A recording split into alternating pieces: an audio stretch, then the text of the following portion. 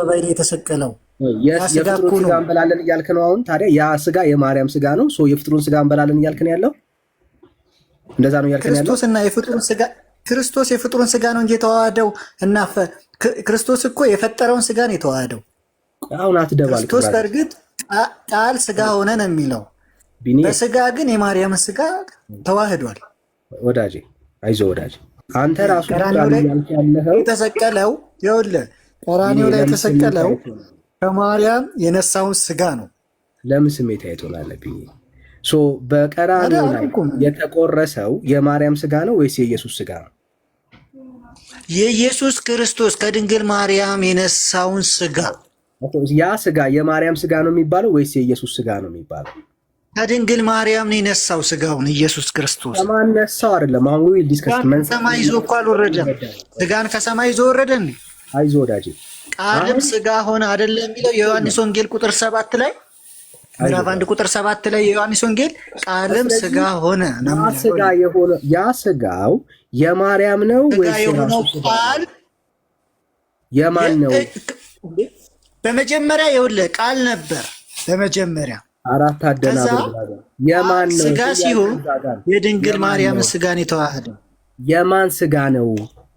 ከተዋሃደ በኋላ የማርያም የመብርሃን ስጋን የተዋሃደው ያ ስጋ የማርያም ስጋ ነው የሚባለው ማለት ምን ማለት ገብቷል? ብራዘር የማርያም ስጋ ነው የሚባለው ቃል ስጋ ከሆነ በኋላ ያ ስጋ የማርያም ስጋ ነው የሚባለው። ይኸውልህ ምንም ኢየሱስ ክርስቶስ የማርያም ባለው ቢኒ ህዝብ ጋር ነው ያለው። ያ ስጋ ከተዋሃደ ያ ስጋ የማርያም ስጋ ነው ወይ የሚባለው? ለምን አትመልስም? እውነት ካለ አው ከመብርሃን ስለነሳ የድንግል ማርያም አለበት። ሰምታችሁታል? አዎ ያ ስጋ የማርያም ስጋ ነው የሚባለው አለ። አላልኩም። እንደዛማ አይደለም። እንደዛ አይደለም። አታጭበርብር። ደግሜ እጠይቃለሁ። ከመብርሃን ስለነሳ ስጋን አታጭበረብርም ስልህ ደግሜ እጠይቃለሁ። ወደ ምስል ደግሜ እጠይቃለሁ። አይ ካልክ አሁን ደግሜ እጠይቃለሁ። በስርዓት መመለስ አለ። እሺ ከተዋሃደ በኋላ ያ ስጋ የማርያም ስጋ ነው ወይስ የኢየሱስ ስጋ ነው? ኢየሱስማ ራሱን ችሎ አካላዊ ቃል ነው። በቃ ኢየሱስ የማን ስጋ ነው ያልኩህ ብራዘር? ና ከሞት የማን ስጋ ነው? ኢየሱስማ ኢየሱስ ነው። በቃ እኔ ስለ ኢየሱስ አልጠየኩም። ያ ስጋ የማን ስጋ ነው? ከሞን የኢየሱስ ክርስቶስ በል እንጂ ምንድን ነው አንተ? እኔ ኦርቶዶክስ ነኝ። የኢየሱስ ክርስቶስ እውነቱን ተናገር። እዚህ ጋር ቆይ ብራዘር ቆይ ኖ አሁን እያወራን ያለ ነው ምን መሰለህ ወንድምነት ያልገባህ ነገር አለ። እውነት ኦርቶዶክሳዊ ያልገባህ ነገር አለ። ያልገባህ ምንድን ነው? አቡነ ሕዝቅኤል እዛ ጋር ሲያስተምሩ ስጋን ከድንግል ማርያም ተዋህዶ ነው። የድንግል ማርያም ስጋ ነው በቀራንዮ አደባባይ የዋለው። የነሳው ስጋ እንዳስተምሯችን እንደ ኦርቶዶክስ ከድንግል ማርያም ስጋን ነስቷል ብለን እናምናለን። ያ ደግሞ በስጋ ከድንግል ማርያም ስጋን ነስቷል። ያ ስጋ ነው በቀራንዮ አደባባይ ላይ የተሰቀለው። ነገር ግን ክርስቶስ ራሱ ኢየሱስ ደግሞ ራሱ በቃ ስጋው ራሱ ኢየሱስ ክርስቶስ ነው። በቃ በስጋ ከተገለጠ በኋላ ኢየሱስ ነው። ከዛ በፊት ግን በመጀመሪያ ቃል ነበር የተባለለት፣ ቃልም እግዚአብሔር ነበር። ከዛ ቃልም ስጋ ሆነ ይላል። ስጋ የሆነው ቃል ግን ከድንግል ማርያም ስጋን ነስቶ ነው።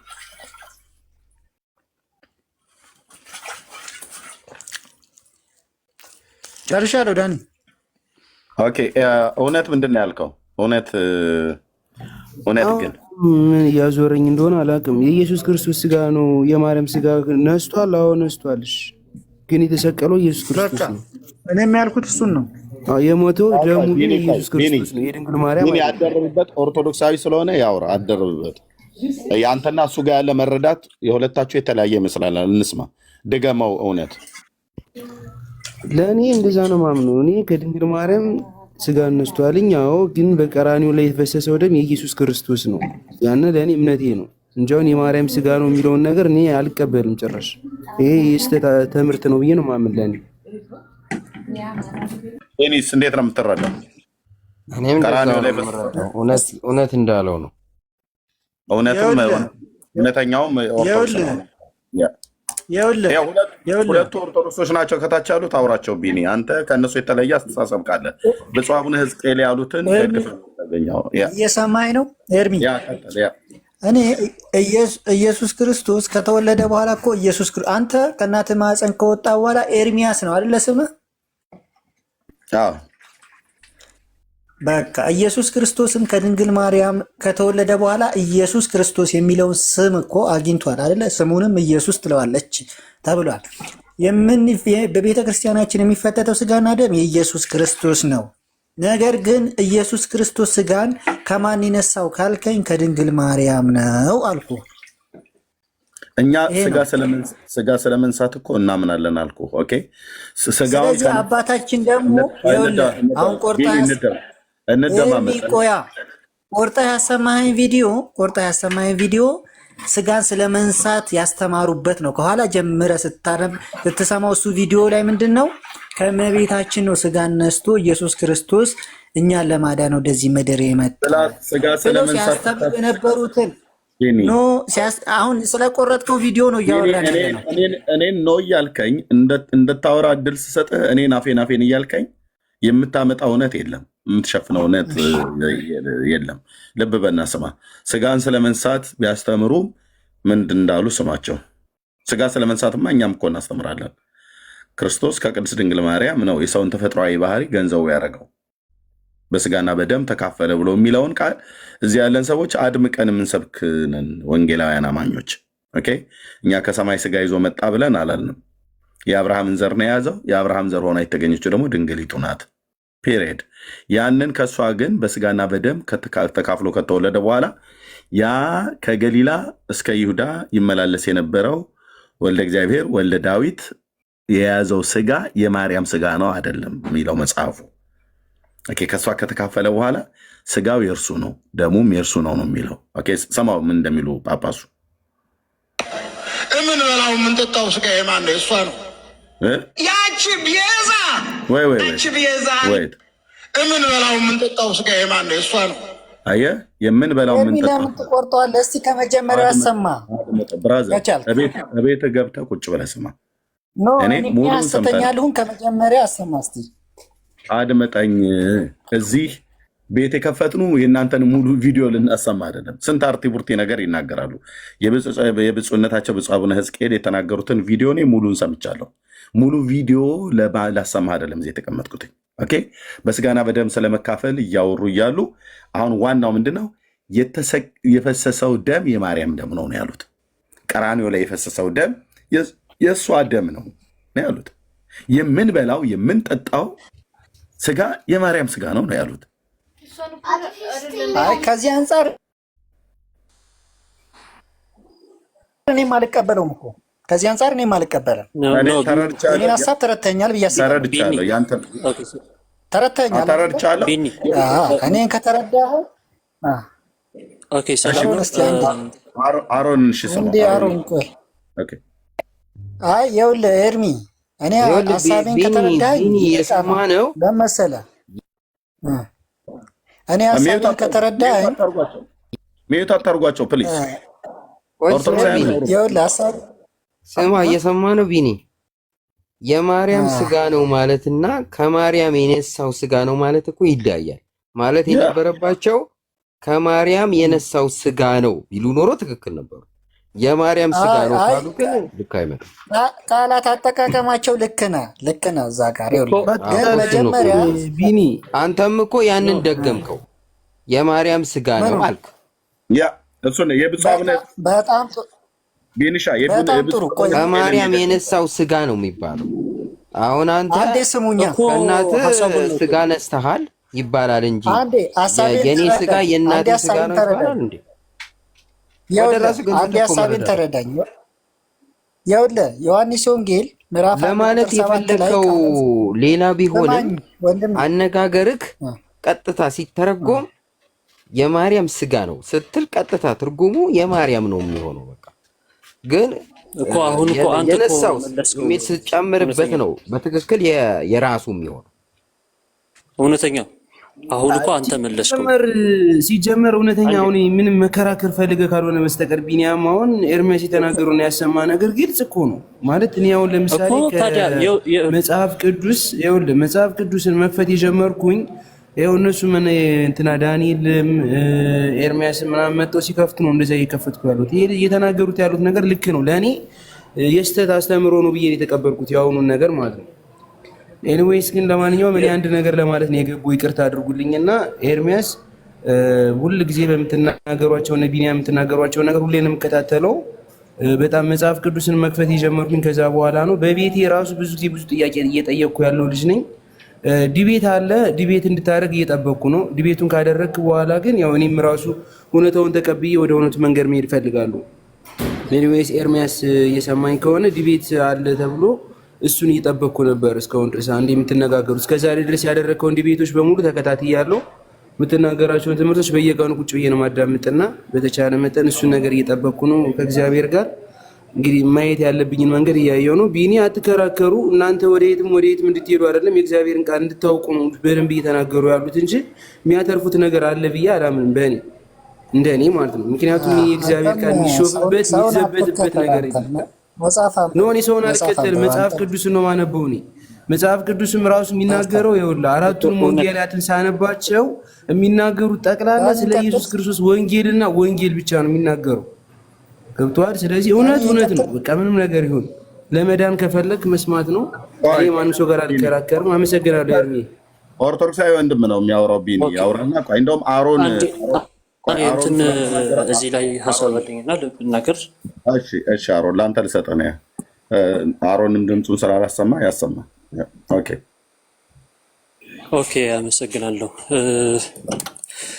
በመጀመሪያ አሁን እውነተኛውን በመጨረሻ መልሶታል ማለት ነው። ይሄ በመጨረሻ ላይ የተናገረው እውነተኛው ማለት ነው። ምን ብሎ ነው የመለሰው? ቀጥታ ከተረጎምከው እንደሱ አይነት ትርጉም ነው የሚሰጠው አለ። ስለዚህ ቀጥታ አይደለም እንትን ሀሳባቸውን መረዳት የለብህ ቀጥታ ተርጉመህ አይደለም ማለት ነው። ስለዚህ ምን ለማለት ፈልገው ነው ማለት ነው ያለብህ ማለት ነው። የማርያም ስጋ ነው ማለት ከሷ የነሳውን ስጋ ለማለት ነው ማለት ነው። ቀጥታ ከተረጎምከውማ መጽሐፍ ቅዱስ ቀጥታ ከተተረጎመ እኮ በጣም ብዙ ችግሮች አሉ በመጽሐፍ ቅዱስ ማለት ነው። ምክንያቱም እግዚአብሔር በከንፈሩ ይመራቸው ነበር፣ በከንፈሩ የሚል አለ ለምሳሌ። ስለዚህ በቀጥታ ከተተረጎመ ስንስ አይሰጥም ማለት ነው። ስለዚህ በቀጥታ አይደለም የሚተረጎመ። ምን ለማለት ፈልጎ እንደሆነ ሁላችን እናውቃለን።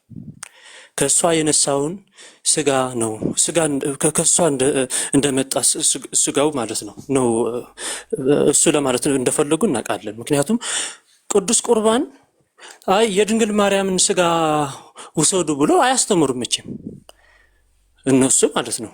ስለዚህ የታወቀ ነው ከእንትኑ ማለት ነው።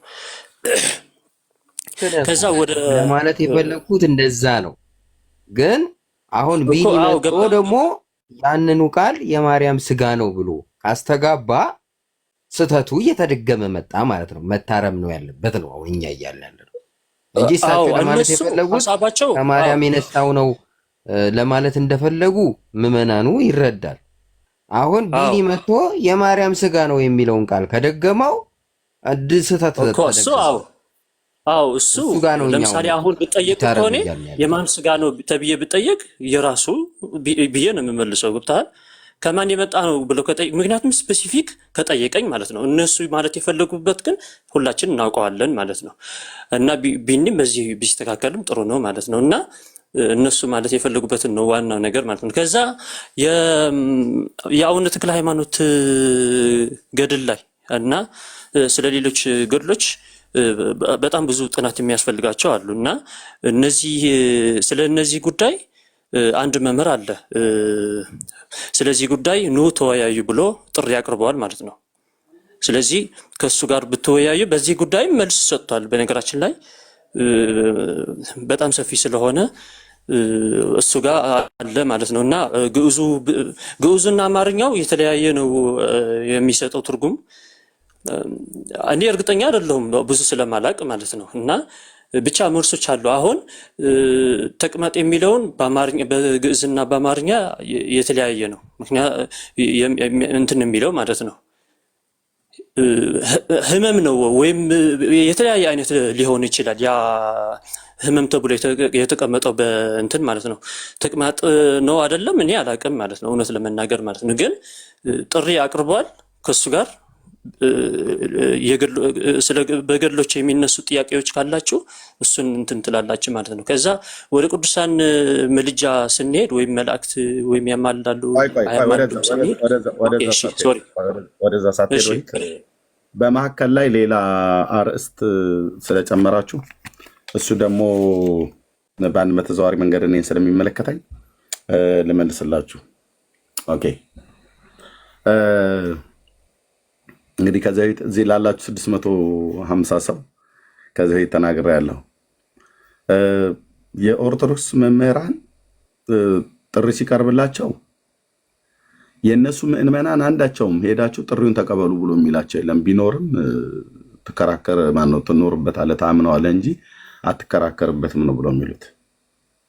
ኦኬ ለእነዚህ መምህራን እኔ ሶሻል ሚዲያ ላይ 10 ዓመት ሞላኝ። ለእነዚህ መምህራን የዲቤት ጥሪ ሳረግ አንድም ኦርቶዶክሳዊ መምህር ዘበነ ጥሪውን ተቀበል ብሎ ያለው የለም። መምህር ምረታ ጥሪውን ተቀበል ያለው የለም። መምህር አቡኑ ጥሪውን ተቀበል ያለው የለም። መምህር ተስፋዬ መቆያ ጥሪውን ተቀበል ያለው የለም። መምህር መስፍን ጥሪውን ተቀበል ያለው የለም። መምህር ታሪኩ አበራ ጥሪውን ተቀበል ያለው የለም። አይኖርም። በፊታችን ቆመው አያወሩም። እነዚህን በፌስቡክ እና በዩቲዩብ ዓለም በነበርኩበት ጊዜ ማስተላለፍበት ጊዜ እዛ ጥሪ ያቀረብኩ።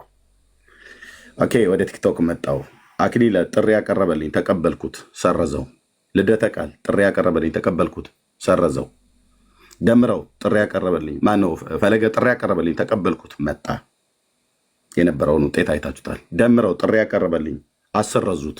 አንዱ አሰራዥ ይኸውን የምትሉት ዘማርያም ነው፣ ዘገብርኤል የምትሉት ሰውዬ ነው። ኦኬ ዲያቆን ስዩም ጥሪ ያቀረበልኝ ተቀበልኩት፣ አሰረዙት ተረባርበው። እኔ ደግሞ እስኪ ጥሪ ላቅርብ ብዬ በነዘበነ ተስፋ ቆርጬ ከምቀመጥ ብዬ ጥሪ ያቀረብኩኝ ለማለቀሽ ዲበኩሉ። ከዛ በሞተ ሬሳ ልወያይህ ያልሞተ ሰው ሞቷል ብለህ ስትል ነበር አለ። መልሱን ራሱ ጋር ተመለሰለት። የአብሮ አደጌ ሞት አሁንም ጭምር ቢያንገበግበኝ ማለት ነው። አልቅሼ እሱ ብቻ ሳይሆን ሌሎቹም ብዙዎች።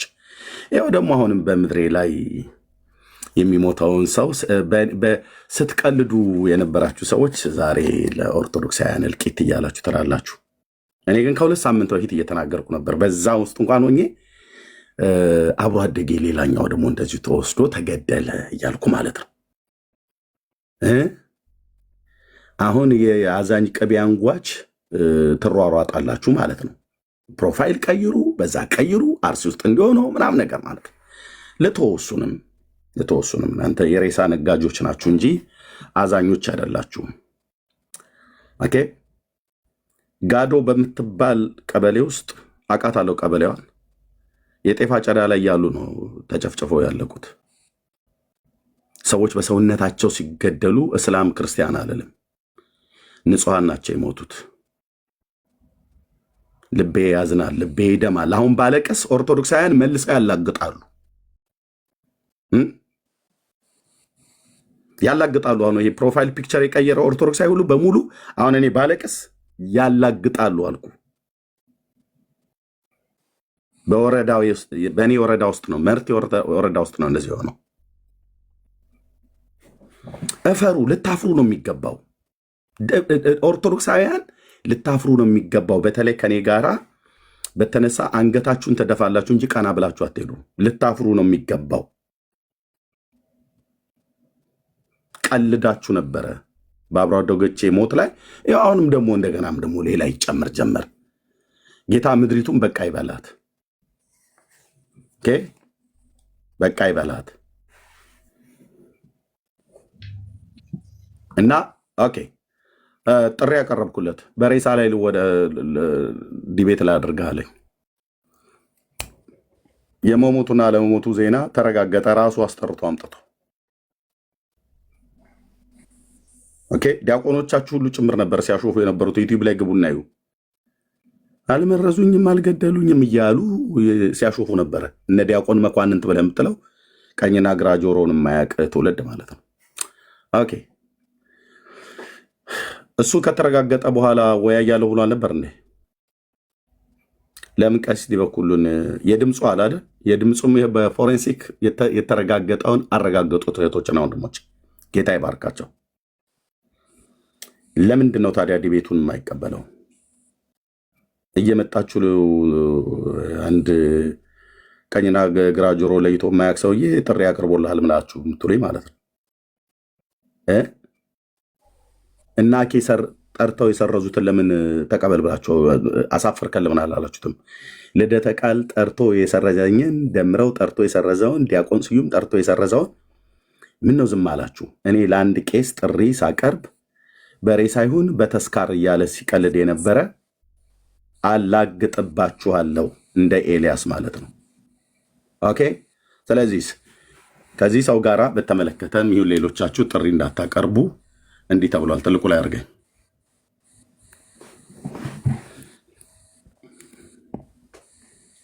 ትልቁ ላይ አድርጎኝ ወገኖች።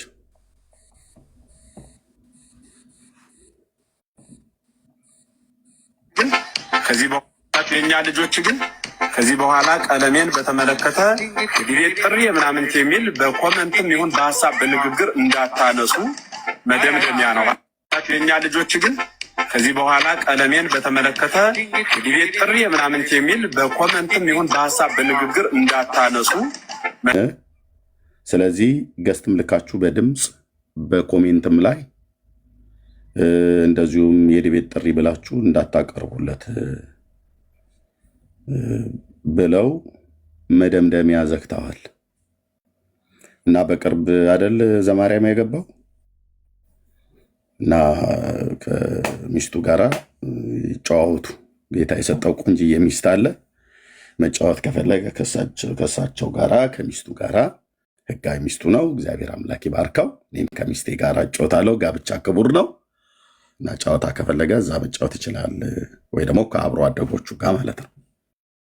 ሁለተኛ አንድ ኦርቶዶክሳዊ ለእኔ ዲቤት ጥሪ ሊያቀርብልኝ የሚፈልግ ከሆነ በተለይ እንደ ዘማርያም አይነት በደምረው ቤት የቀላመደውን መቀላመድ እነ ዲያቆን ስዩምን ሲያስቀር የቀላመድበትን መቀላመድ አደባባይ ለወጥቶ ይቅርታ መጠየቅ አለበት።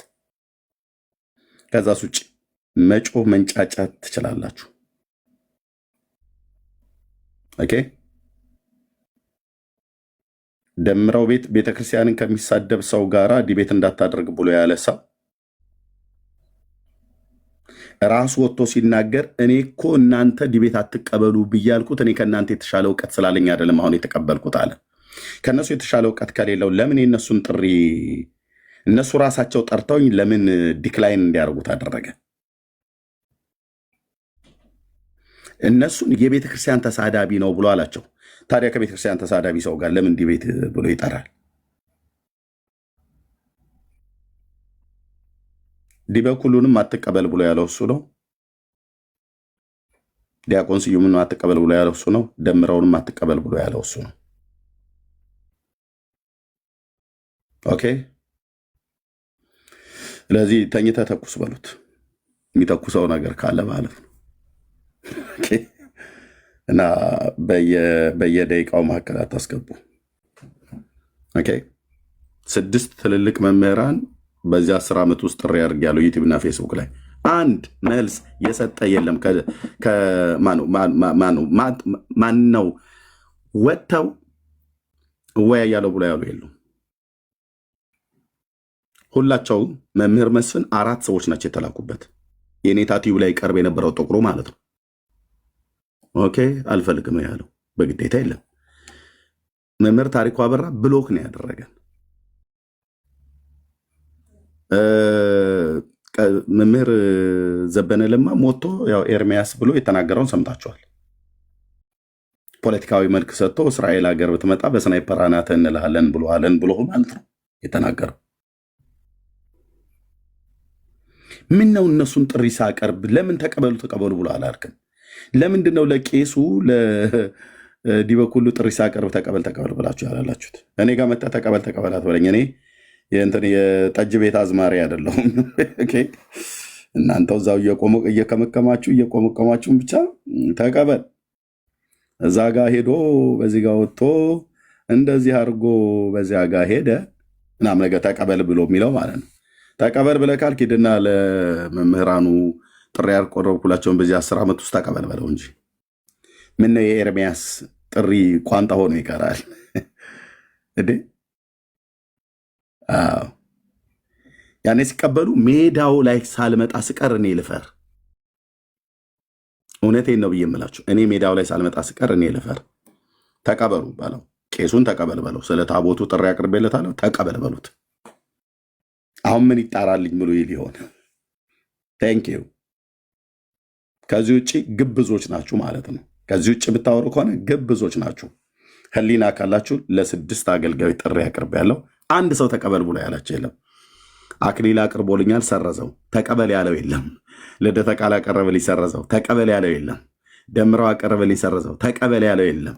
ዲያቆን ስዩም አቀረበልኝ፣ ሰረዘው። ተቀበል ብሎ ያለው የለም። እፈሩ። ህሊናችሁ መስራት አለበት። ኦኬ። ህሊናችሁ ካልቆመ በስተቀር ስራውን ካላቆመ በስተቀር ሁለተኛ ጥሪ ተቀበል ምናምን ብላችሁ እንዳትሉ። ምን ነው እነሱ ጥሪ አይቀበሉም? የጠበል ጠዲቅ ቅመሱ ጥሪ ብቻ ነው እነሱ የሚቀበሉት። ዘማርያም ዘለቀ ጠበል ይቅመሱ ተብሎ ሲባል ብቻ ነው ጥሪ የሚቀበለው። ቀሲስ ዲበኩሉ ጠበል ይቅመሱ ተብሎ ሲባል ብቻ ነው ጥሪ የሚቀበሉት እንጂ ጥሪ ሊቀበሉ ይገባል ማለት ነው። እኔ እኮ አንድ ጥሪ ነው ያቀረብኩት አይደል? የአሁኑ ላይ እና ይሄን ነው የምለው። በየመካከል እናደርጋለን ብላችሁ ካላችሁ እነሱ ዘግተውታል። እንደዚህ ብለው ምን ብለው ምን አይነት ወደ ሀሳቡ አሁን እነ ዲበኩሉን ምናምን ጥሪ ብለህ ነበረ። እኔ ነኝ ሚዩት ያደረኩት። በቃ በጣም በቂ የሆነ ማብራሪያ፣ በጣም በቂ የሆነ ሪዝን ነግረህና ወደ ሀሳባችን እንመለሳለን ማለት ነው። እና ይኸው ከፈለገ ደግሞ ሂዱና ይዛችሁት ነው መሀል ለምትሉትን ሰው ይኸው እድል እንሰጣችኋለን። ይዛችሁ ነው። ቤታችንን የምንከፍተው ሰው እየመረጥን ለማስገባት አይደለም። መልስ አለኝ ብሎ የሚመራ ካለ ማንንም ሰው ማለት ነው አሁኑኑ ይዛችሁ ነው። አሁኑኑ ያው የሶሻል ሚዲያ ላይ አይጠፉ ኢንቦክስ አድርጓቸውና ይዛችሁ ነው አለን። ቁጭ ብለን እያወራን ያለ ነው። ከዚህ የተሻለ መልስ የለም። ወደ ሀሳባችን ደግሞ እንገባለን ማለት ነው። ጸጋ ይብዛልህ ወንድምነት። ቴንክ ዩ ብራዘር። እሺ መልካም ይሁን። ሀሳቤን ስማኝ ብራዘር። ከአንድ ደቂቃ ነው የማወራው። ምን መሰለክ፣ አሁን እናንተ ዲቤት ጥሪ ስታደርጉ ለምሳሌ ዲበኩሉን ጋብዛችሁ ሊሆን ይችላል፣ ወይም እነሱ ጋብዛችሁ ቀርቶ ሊሆን ይችላል። ያው ኤርሚያስ እሺ እኔ ነኝ የሸኘው ወዳጅ። በቃ ወንድምነት በቂ መልስ መልሷል። በቂ ነው። እስማማለሁ። በወንድምነት መልስ በደንብ ነው የነገረን። ወደኋላ አንመለስም ማለት ነው። ወደኋላ አንመለስም። ያለ ሰው ካለ በቃ ጥሩ ችግር የለም። ይሄው ቤታችንን ከፍተናል። ዲበኩሉም ብትላቸው የምትላቸው ሰዎች እኮ ባይዘዌ ሲገቡ እኮ ያሳየናል። ቁጭ ብለው ታብታብ እና ሼር ከማድረግ ያለፈ ገብቶ መሞገት ሀሳብ ካለው ገብቶ እንዲሞግት አበረታቷቸው። ይኸው አለን ዛሬ ይኸው እናመሻለን፣ እንቆያለን። ገና መጀመራችን ነው ቤታችንን። ከዚህ ንገሯቸው፣ አበረታቷቸው፣ ይምጡ። ማውራት ባለብን ሌብል እናወራለን ማለት ነው። ጸጋና ሰላም ይብዛላችሁ። ሀሳቡን አንጠልፎም ጉዳዩ ላይ እንቆያለን። አይመስልም? ወንድምነት ይበቃላ። በቂ ነው። ከዚህ በላይ በቃ እኔም ራሱ እንደውም እዚህ ስለደጋገሙት ሶስቱም ለማለት እንጂ አላነሳውም ነበር። በቂ ከበቂ በላይ ነው። የፈለገ ሰው ከዚህ በኋላ ዲቤት ጥሪ ቢያደርግ እቀልድባቸዋለሁ። እነሱ ቀልደው አልነበረ? እቀልድባቸዋለሁ። እነሱ ሰምተው እንዳልሰማ አይደል የሆኑት? እኔም ሰምቼ እንዳልሰማ ሆኜ እቀልድባቸዋለሁ። በኦርቶዶክሳውያን ዲቤት ጠሪዎች ላይ 10 ዓመት ሙሉ ከ10 በላይ አገልጋይ ጠርቻለሁኝ። ማን ነው ከ10 በላይ አገልጋይ ጥሪ ያቀርቦልኛል። 6 ትልልቅ መምህራን፣ 4ቱ ደግሞ የቲክቶክ ሰራዊት ዋና አዛዦች ናቸው ተብለው የሚባሉት ሰርዘው ቀሪ ጥሪ የማይቀበሉ ናቸው። ጨርሻለሁ። ወንድም በቂ ነው። ጋይድ ወደ ዋና ሀሳብ።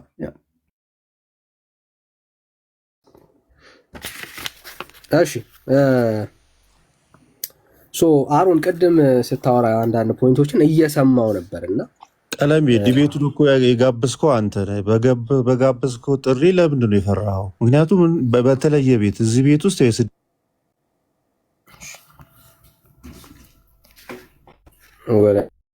አይዟችሁ በቃ አይዟችሁ ጋይስ፣ በቃ አይዟችሁ ማለት እንፈልገው ብራዘር ብርታት ነው ያለው ብራዘር። እሺ የውሸት ድንኳናቸው ስለተነቀለ ሌላ ሰው ልቀበል። የውሸት ድንኳናቸው ስለተነቀለ መልሰው ለመትከል ነው የሚፈልጉት። መልሰ ለመትከል በመጀመሪያ የዲቤት ህግ አጠራርን ወቅ ምን ነው ተቀበሉ ብላችሁ ተብላችሁ ስትባሉ በቃ የውሸት ድንኳናችሁ ተነቅለዋል። መልሳችሁ ልትተክሉት እስከማችሉ ድረስ ተነቅሎባችኋል። 14 ሰው እኮ ነው የዲቤት ጥሪ ያቀረበልኝ ወንድሞች፣ 14 ሰው እኔ ቢያገኙ እውነቴ ነው በቁሜ እየመተሩ ሊበሉኝ እንደሚችሉ ነው የምገምተው። 14 ሰው ምንድን ነው የሆናችሁት? በቃ ተመቷል። እባባችሁ ተገድሏል። ተረጋጉ። ቀጥሎ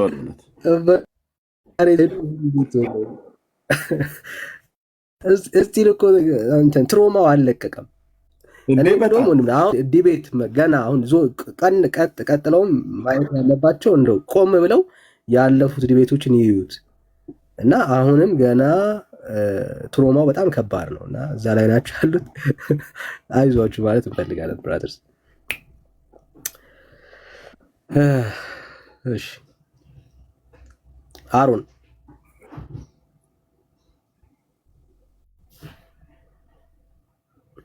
ዳግሻይ ማይክ ከፍተህ ነበር? ሶሪ ብራዘር። አይ ዳንዬ እንዴት ናችሁ? እንዴት አደራችሁ ልል ነው። በዛውም ሌላው ሌላው ደግሞ ያው እነሱ ከቆሰልንበት ምን አለ ብንጀምር እያሉ ገባ የሚያድሩ የተበላ እኮ የሚባል አባባል ነበር። ኦልሬዲ ተበላ እኮ እሱ ተበልቷል። ሌትስ ሙቭ ኦን። ዳኒ እንቀጥል። እንዴት አደራችሁ? በኤርሚዬ ቢኒዬ፣ ሰንዬ፣ ናሆም፣ አሮን፣ ብሩክ ታች ያላችሁ ሁሉ እንዴት ነው? ተባረኩ። ቀለም የዚህ ተደብቀህ ለምን ፈርተህ ከምትሸሸግ ወጥተህ ይኸው አለ ዘሚካኤል በሌላ ቤት ውስጥ ግጠመው።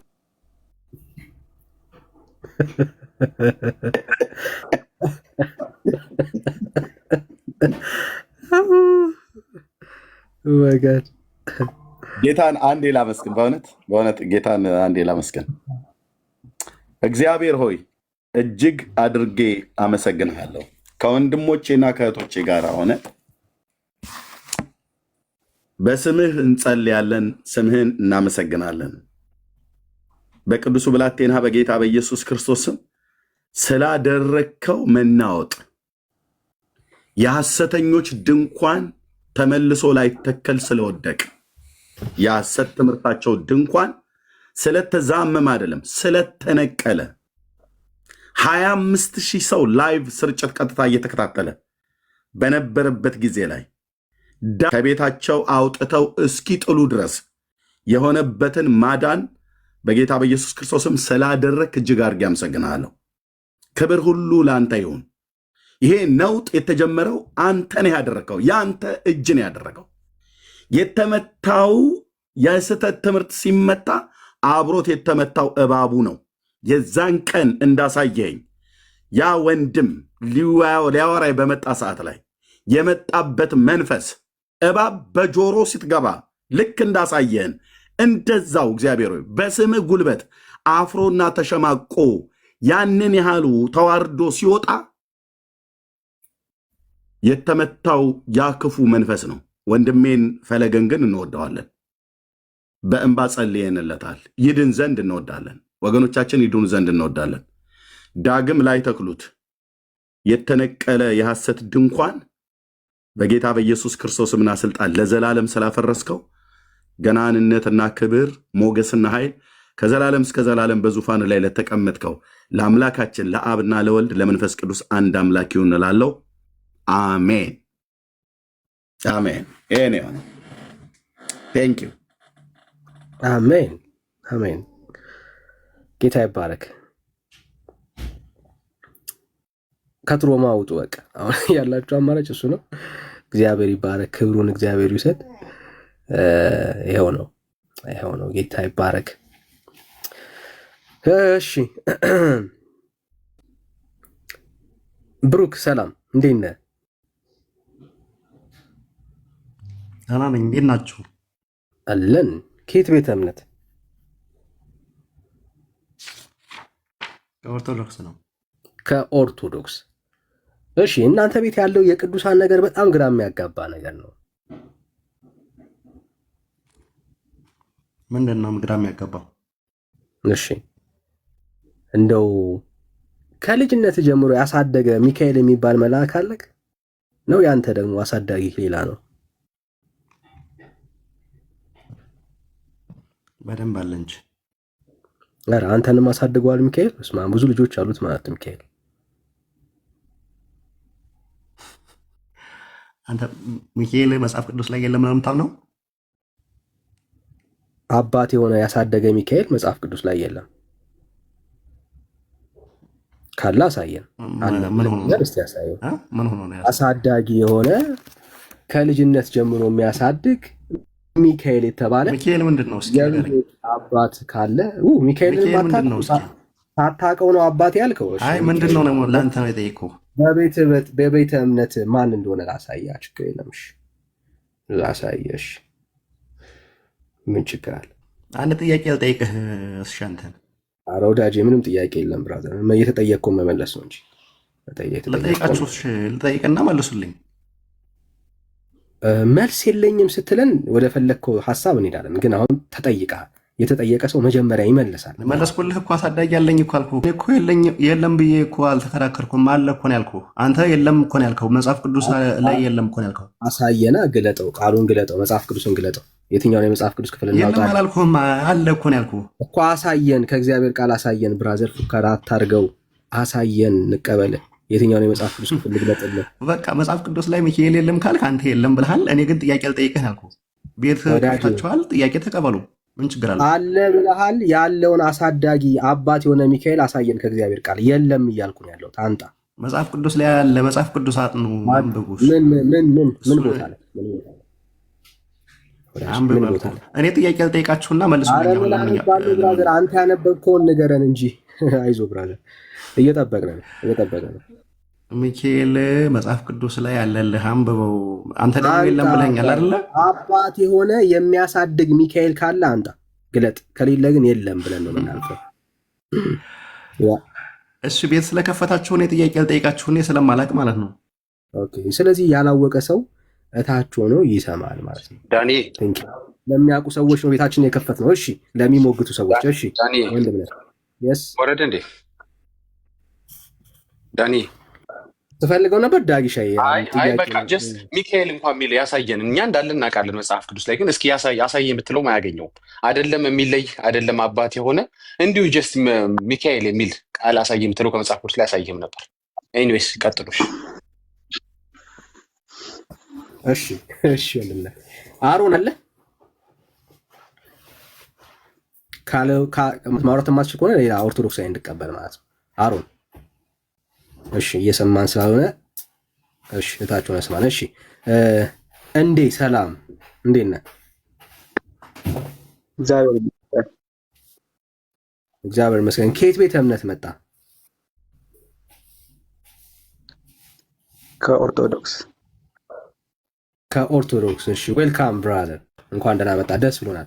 የኦርቶዶክስ በተለይ እምነታችሁ ነገረ ቅዱሳን መጽሐፍ ቅዱሳዊ ነው ብለህ ታምናለህ?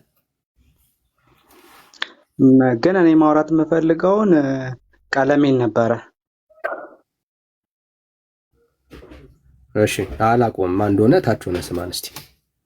አይዟችሁ እግዚአብሔር ወንድምነት በአንተ እግዚአብሔር ስለሰራ እግዚአብሔርን እንባርካል። የእውነቴን ነው የምለው፣ ጌታን እባርካል።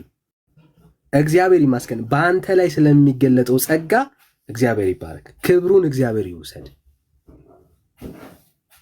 ብራዘር ትንጫጫለህ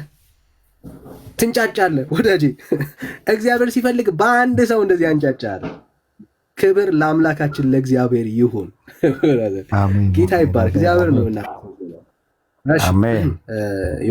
እዚህ ቤት ስትገባ ስርዓት ከሌለ ደግመን እንዳትገባ ነው ማድረግ። አሜን ነው እኮ ያልኩት። አሜን ነው ያልኩት። አሜን ነው ያልኩት። ክብር ለእግዚአብሔር ይሁን ስትል አሜን ነው ያልኩት። እሺ ወላጅ እሺ ሌላ ኦርቶዶክሳዊ ሌላ ኦርቶዶክሳዊ ምን እንደተነካ አናውቅም። ዛሬ ህዝቡ እየተንጫጫ ነው። እሺ ሰላም ኪያ፣ እንዴት ናችሁ? እሺ ደህና ነኝ። ከየት ቤተ እምነት? ከኦርቶዶክስ። የሚጮህ ድምፅ አለ ከጀርባሽ፣ ጸጥታ አሰኝልናች። የሚረብሽ ድምፅ አለ። የህፃናት መጫወቻ ከሆነ አላ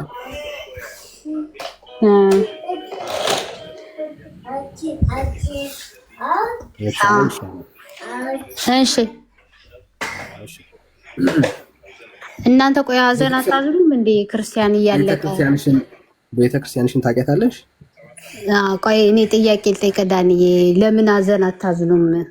ክርስቲያኖች አይደላችሁ? ቤተክርስቲያንሽን እኔ ልመልስላት ወንድምነት። ጥሩ ጥያቄ ይጠይቃቸው። ኦኬ እኛማ ሀዘን እናዝናለን።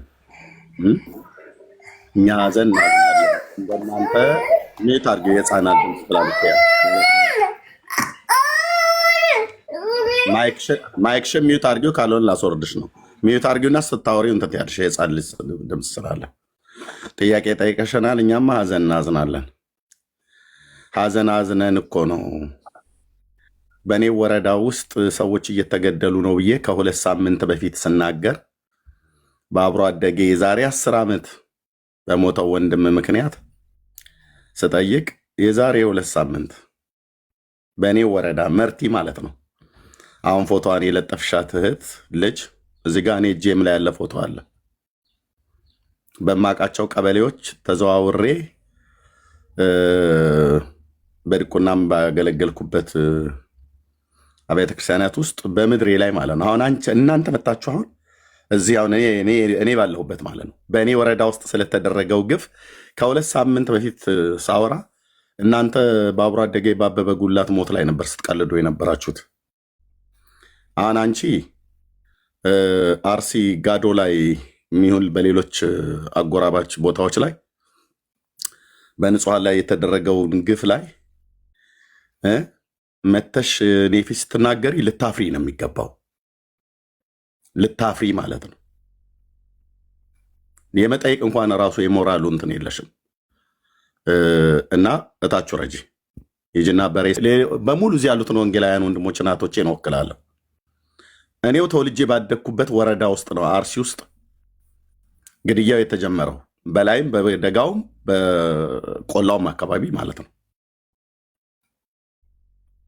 ታላግጣላችሁ አይደል? የሙታንን ፎቶ አንጠልጥላችሁ ማላገጥ ነው የሚባለው።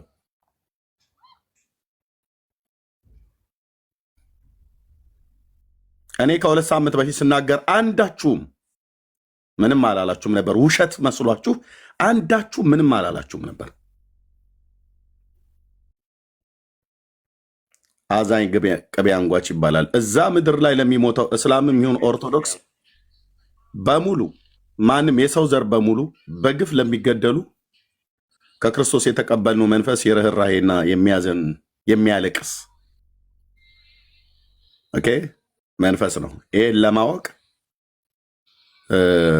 ቀለሜ ቱልቱላው በሞት ላይ ነው የቀለዳችሁት ማለት ነው። ቀለሜ ቱልቱላው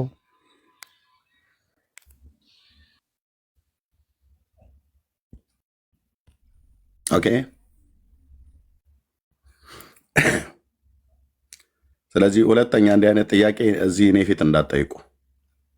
አርፈሽ ተቀመጭ፣ እዛ አርፈ ተቀመጥ። እናንተም ብሎ ለሞተ አዛኝ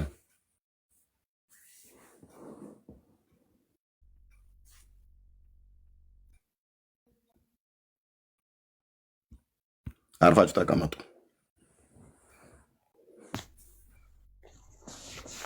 በቃ የስህተት ድንኳናችሁ ተነቅሏል። ተወራጩ፣ እሱ ላይ አልቅሱ። እናንተ እዚሁ ሌላ ለቅሶ ማለት ነው። እዛ ውጭ ለሞተ ሰው አታዝኙ ትላለሽ። በማውቃቸው ቀበሌ ውስጥ ነው መርገፍ የጀመሩት። ከ2 ሳምንት በፊት ነው እኔ ስናገር የነበረው። አንዳችሁም ፕሮፋይል ፒክቸር አልቀየራችሁም። ያኔ አብሮ አደጎቼ ናቸው እየሞቱ ያሉት። አሁንም ያው ልታላግጡ ካልሆነ በስተቀር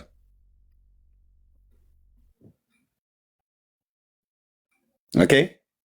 ለሞተ ሰው አታዝኑም እንዴ ያለች መጣ። ዳርያ ታች ሄደሽ ቁጭ በይ። ከዚህ በኋላ ሌላው ጥያቄ የሚጠይቅ ካለ እንደዚሁ ታች እናወርዳለን።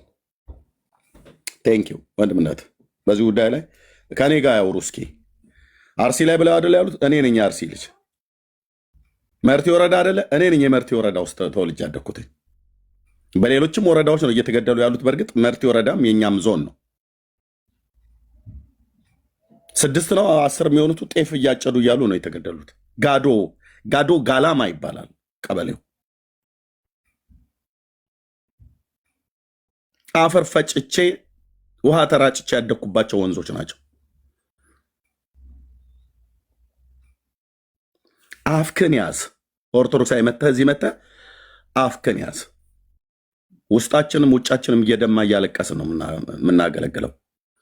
እናንተ እኮ አይደለም አሁን ትኩስ የሞት አይደለም የቆየውን እንኳን የአብሮ አደገ የሞት ላይ እኮ የቀለዳችሁ አረመኔዎች ናችሁ ኦርቶዶክሳውያን። አረመኔ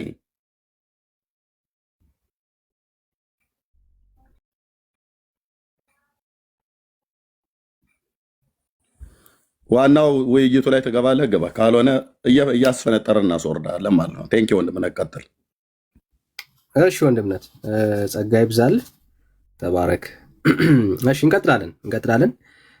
ርዕሱ ላይ እንቆያለን። ሀሳብ አንቀይርም። ርዕሳችን አለ፣ እዛ ላይ ነው የምንቆየው። አንተነህ ከየት ቤተ እምነት እንደመጣ ጠይቃለሁ። አንተነህ ከየት ቤተ እምነት የመጣው?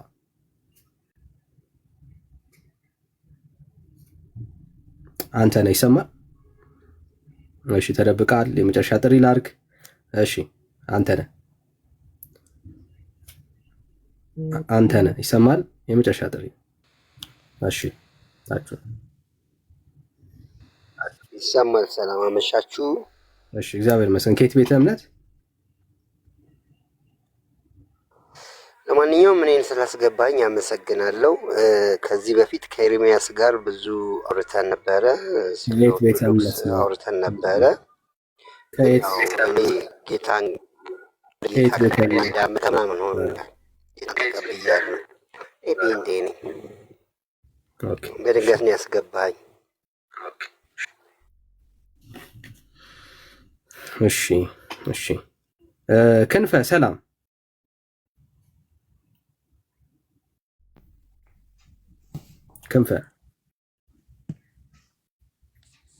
ክንፈ ይሰማል? እሺ አቤት። እሺ ከየት ቤተ እምነት መጣው እንደማለት? እሺ የወንጌል አማኝነት እኔ ነኝ ያስወጣሁት። እሺ ወንድምነት። እሺ ሮያል ሰላም። ላው እሺ ሮያል ሰላም። ሃይ እንዴት ናችሁ? ሰላም ደህና ነን። እንዴት ነህ? አለ። ከየት ቤተ እምነት? ኦርቶዶክስ። እሺ እንኳን ደህና መጣ። ቴንክ ዩ። እሺ በሰማይ ያሉ ረዳቶች፣ ጸሎትን የሚሰሙ ጻድቃን፣ ቅዱሳን፣ ለሰው ልጆች ደራሾች አሉ?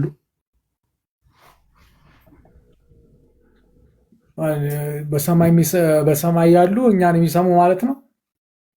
ለእኛ ደራሽ ሆኑ። ልክ ለምሳሌ እንደው ግራ እንዳትጋባ በማስረጃ ላድርግልህና እሱ ጥሩ ስለሆነ ማለት ነው። ማስረጃ ጥሩ ነው። እሺ ነቅቶ ልክ ሰሙ ጌታ እንደተቀበለ አይለወጡም የተባሉ ሰዎችን እግዚአብሔር በፍቅሩ እያሸነፈ እንደለሚለውጥ ያው ነዝንዛችሁት ወይ ደግሞ ጨቅጨቃችሁት ይህንን የጽድቅ መንገድ ተው ብላችሁት ካላላችሁት በስተቀር ልትነዘንዙት እንደምትችሉ አስባለሁ። በስድብ ልታደክሙት ልታስቆሙት ማለት ነው። ጌታ ይረዳዋል። በቃ አንድ ጊዜ በቃ የውሸት ድንኳናችሁ ተነቅሏል። አለቀ። ስለዚህ አሁን ዛሬ ብታስገባ ወንድምነት ዛሬማ የሆነ ነገር አለ፣ ግን እንቀጥላለን። የሆነ የሚሰራ ስራ አለ ማለት ነው። መንፈሳዊ የሆነ የሚሰራ ስራ አለ ማለት ነው። እግዚአብሔር ይባረክ። እንቀጥላለን። በጣም እንወዳችኋለን። ብትሰድቡንም ብትራገሙም ለእናንተ የመንገር ግዴታ አለብን። የእግዚአብሔርን ፍቅር ብትገፉንም ማለት ነው ግዴታችን ነው። ለምን ዛሬ ምን አጭሶ ነው ያልከው? በፍቅሩ ጌታ ልብህን አንድ ቀን ስለሚያቀልጠው የጌታን እውነተኛውን ያንን ፍቅር የሆነ ቀን ስለምትረዳ ብራዘር ዳኒ ይቅርታ ካጠፋሁ ይቅርታ እባክህ አታውርደኝ። እሺ ሁሌ እንደገባህ አንድ አይነት ሙድ አትሁን። ማይክ አትክፈት ብራዘር። ሁሌ እንደገባህ ነው የምታደርገው፣ ሆን ብለህ ነው የምታደርገው። እንደገባህ ማይክ አትክፈት። እድል ሲሰጥህ ትገባለህ። ከዛ ውጭ ግን ማይክ እየከፈትክ ለመረበሽ አትሞክር ብራዘር። ለማውራት የምትገባ ከሆነ ማይክ አትክፈት። እድል ሲሰጥህ ታወራለህ። እና አይዟችሁ ማለት እንፈልጋለን ወገኖቼ፣ አይዟችሁ። እግዚአብሔር ማለት በቅንነት የምትሰሙ አላችሁ። ወንድምነት ሲከፍት ሌሎች ወንድሞች ምናምን ሲከፍቱ በቃ የምትመጡ በቃ የእግዚአብሔርን ነገር መስማት የምትፈልጉ ሰዎች አላችሁ። አንድ ቀን ግን ጌታ ይደርስላችኋል። እግዚአብሔር ይባረክ። እሺ ሰላም፣ እንዴት ነህ? ሰላም ላንተ ዳኒ። ኬት ቤተ እምነት ነው እንደማትለኝ እርግጠኛ ነኝ። የሚሰማ ሰው ስላለ ዛሬ የማያውቅ ሰው አለ በመካከላችን ኬት ቤተ እምነት እንደመጣ። ኬት ቤተ እምነት ነው የመጣው። በጣም ጥሩ። ሙሉ ሰላም ያለባት ክርስቶስ 24 ሰዓት የሚሰበክባት የቅዱሳን ምልጃ ገኖ የሚታይባት ርትርት የሆነች ኦርቶዶክስ ተዋህዶ ሁሉም ሰው ለዚህ እንዲመጣ የምፈልግባት እምነት ውስጥ ነው ያለሁት።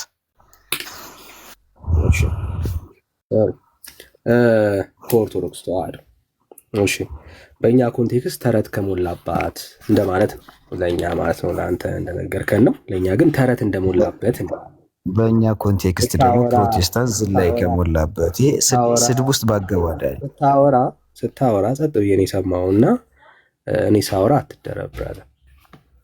በስርዓት የማውራት አቅም ካለ እንቀጥላለን ማለት ነው። ካልሆነ ግን ያው ታችሁ ታፕ ሼር ታደርጋለህ እንደ ሁልጊዜው ማለት ነው። እና ስታወራ ጸጥ ብዬ ነው የሰማው እና ለዛ ነው። እሺ ቆይ ወንድምነት ምንድነው ያለው? ሁሉ ሰው እንዲመጣባት የምንፈልጋት ቤተክርስቲያን ያልከው ወንድማችን? አዎ ኤርሚ፣ የተመረጡ ክርስቲያኖች እንዲመጡባት የምንፈልግባት በማውራት ብቻ ሳይሆን በተግባር መኖር የሚፈልጉ በተግባር ማውራት አሁን ያሉት የተመረጡ ክርስቲያኖች ናቸው አይደል? የሚኖሩባት ክርስቶስ የመረጣቸው ክርስቲያኖች የሚኖሩባት ኦፍ ኮርስ። እሺ ትልቁ ላይ አድርገኛል እንደምነት ከይቅርታ ጋር ችግር የለም። እዛ ወደ ጉዳዩ እንገባለን።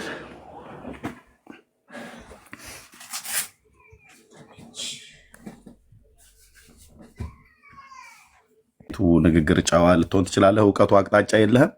ምን እየተሰራ ምን እየተፈጠረ ምን እየሆነ እንዳለ የብፁዕነታቸውን ንግግር ብትሰማ 10 ሚሊዮን አማኝን ያጣኑ ነው ያሉት። የግንቦት ነው የጥቅምት ርክበ ካህናት ስብሰባ ላይ ኦኬ። እና እንደው ከጥንቲቱ ከጠዋቲቱ ምናምን ነገር ብለህ ቃላት ስለደረደርክ አይደለም ብራዘር። አውቁ በቃ ህዝቡ ኦርቶዶክስ ምን ያስተማርች ላይ በምን መሰረት ላይ ቆመች አውቋል። ከዛ ይልቅ ውይይቱ ላይ ግባት እንዴ። ሰደብከኝ እኮ ሰድበኝ። እንዴት ነው ወዴት ነው ወደ ርዕሱ? ለአንተ ምላሽ መስጠት አያስፈልግም? ኦኬ እታችሁ ረድ። እሺ ስድብ ከሆነ እታችሁ በጣም ፈሪ ነው። በጣም ፈሪ እታችሁ ረድ። አንተን የሰደበ ማንም የለም። ያለውን ሪያሊቲ የተናገር ነው። የመጽሐፍ ቅዱስን እውነት ክደህ በተረት ላይ ቆመህ አይደለም የምታወራው ማለት ነው። ቴንኪው። ሌሎች ካላችሁ መምጣት ትችላላችሁ። እንዴ መረጃ የራሳችሁ ሰዎች ሲያወሩ ስናሳያችሁ ስድብ ላይ እንጂ ብራዘር፣ ስድብ ላይ እንጂ።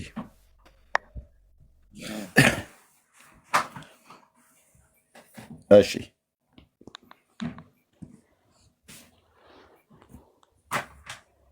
ዳኒ ያለህ?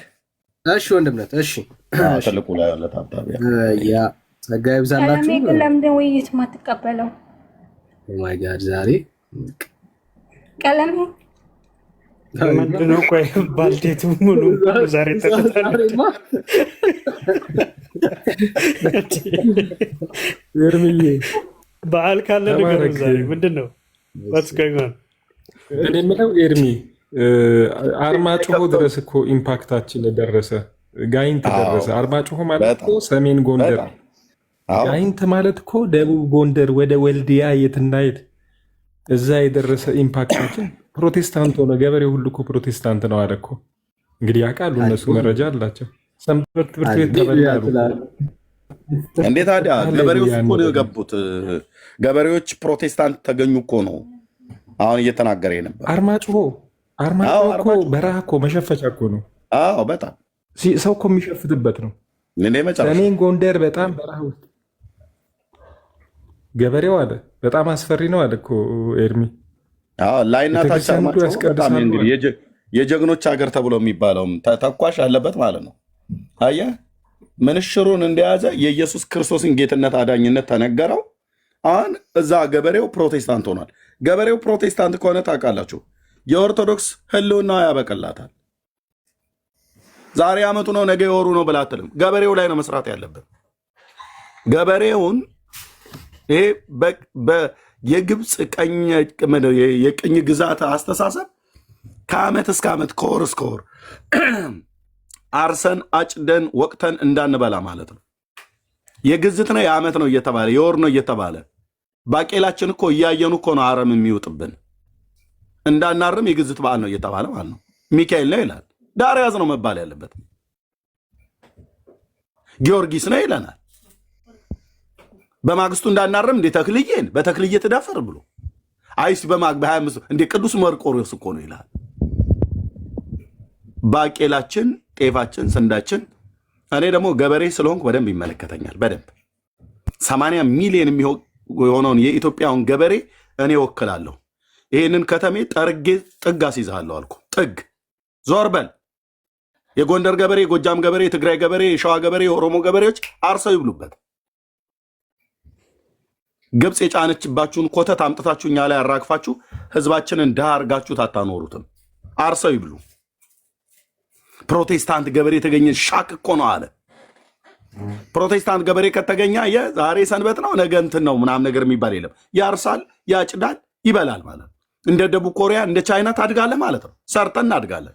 ሰላም ለእናንተ፣ እንዴት አመሻችሁ? ዘላለም እከካችንን እያከክን መኖር አለብን እንዴ? እታችሁ ረድ ብራዘር፣ ሰው ሲያወራ የሚያወራ ልጅ ባለጌ ይባላል። ሲሰጠው ነው የምታወራው። ዴቪድ ነው የቀደመ፣ እሱ ቁጭ ብሏል።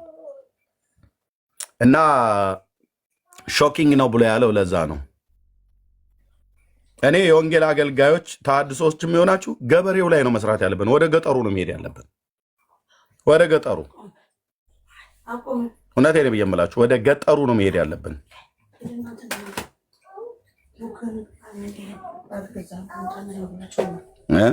በቃ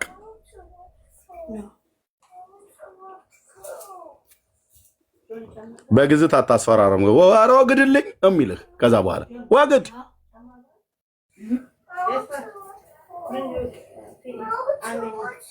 ጤፉ ዝናብ ሲመታው እኮ በዓል ነው ተብለን እኮ ነው የምንባለው የነበረ። ወንድሞች እናቶቼ፣ እኔ እንደ ማንኛውም ኢትዮጵያዊ ድሃ ገበሬዎች መካከል ያለ ቤተሰብ ውስጥ ነው ያደግኩት። ስንዴያችንን እንዳናጭድ እኮ ዋግና አረማሞ እንዲመጣው እንዳናርመው ዋግና አረማሞ እንዲመጣው ቀልደኛ ስንዴ በኩንታል ተሰፍቶልህ አዲስ አበባ ሲመጣ ነው አንተ የምታየው። እኛን ከገጠር አርመን አጭደን ወቅተን አበሳችንን ጠብሰን አንተ ፉርኖ ዳቦውን ስትገምጥ ነው የምታውቀው። ስንት ሚሊዮን ኢትዮጵያውያን ይራባሉ በገጠር እና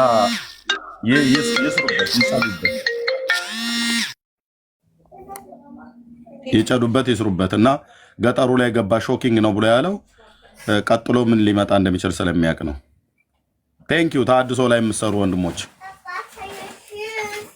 የምድሪቱ ተሐድሶ የሚሆነው ወንጌል ሲሰበክ ነው፣ በሁሉም አቅጣጫ ማለት ነው። ይሄን ነው ብለን የምንለው። ቴንኪዩ ዳኒ። ይቀጥል። አጥናው መጥቷል፣ እሱን አውራ።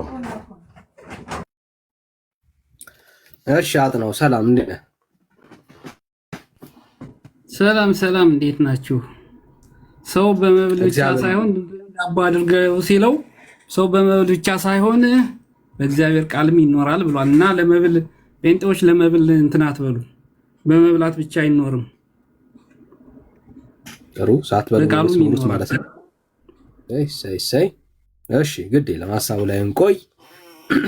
አሁን ጉዳያችን ስላልሆነ ወደ ሀሳቡ እንመለሳለን። እሺ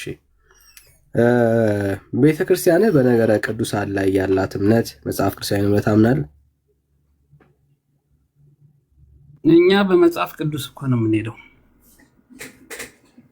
መጽሐፍ ቅዱሳዊ እምነት አምናለህ? አዎ። እሺ ወዳጅ፣ እሺ ብሎናል። በጣም ደስ ይላል። ስለዚህ እንደ አንድ ኦርቶዶክሳዊ በሰማይ ያንተን ኃጢአትና ይቅርታን ምህረትን የሚሰጥህ ማን ያለው?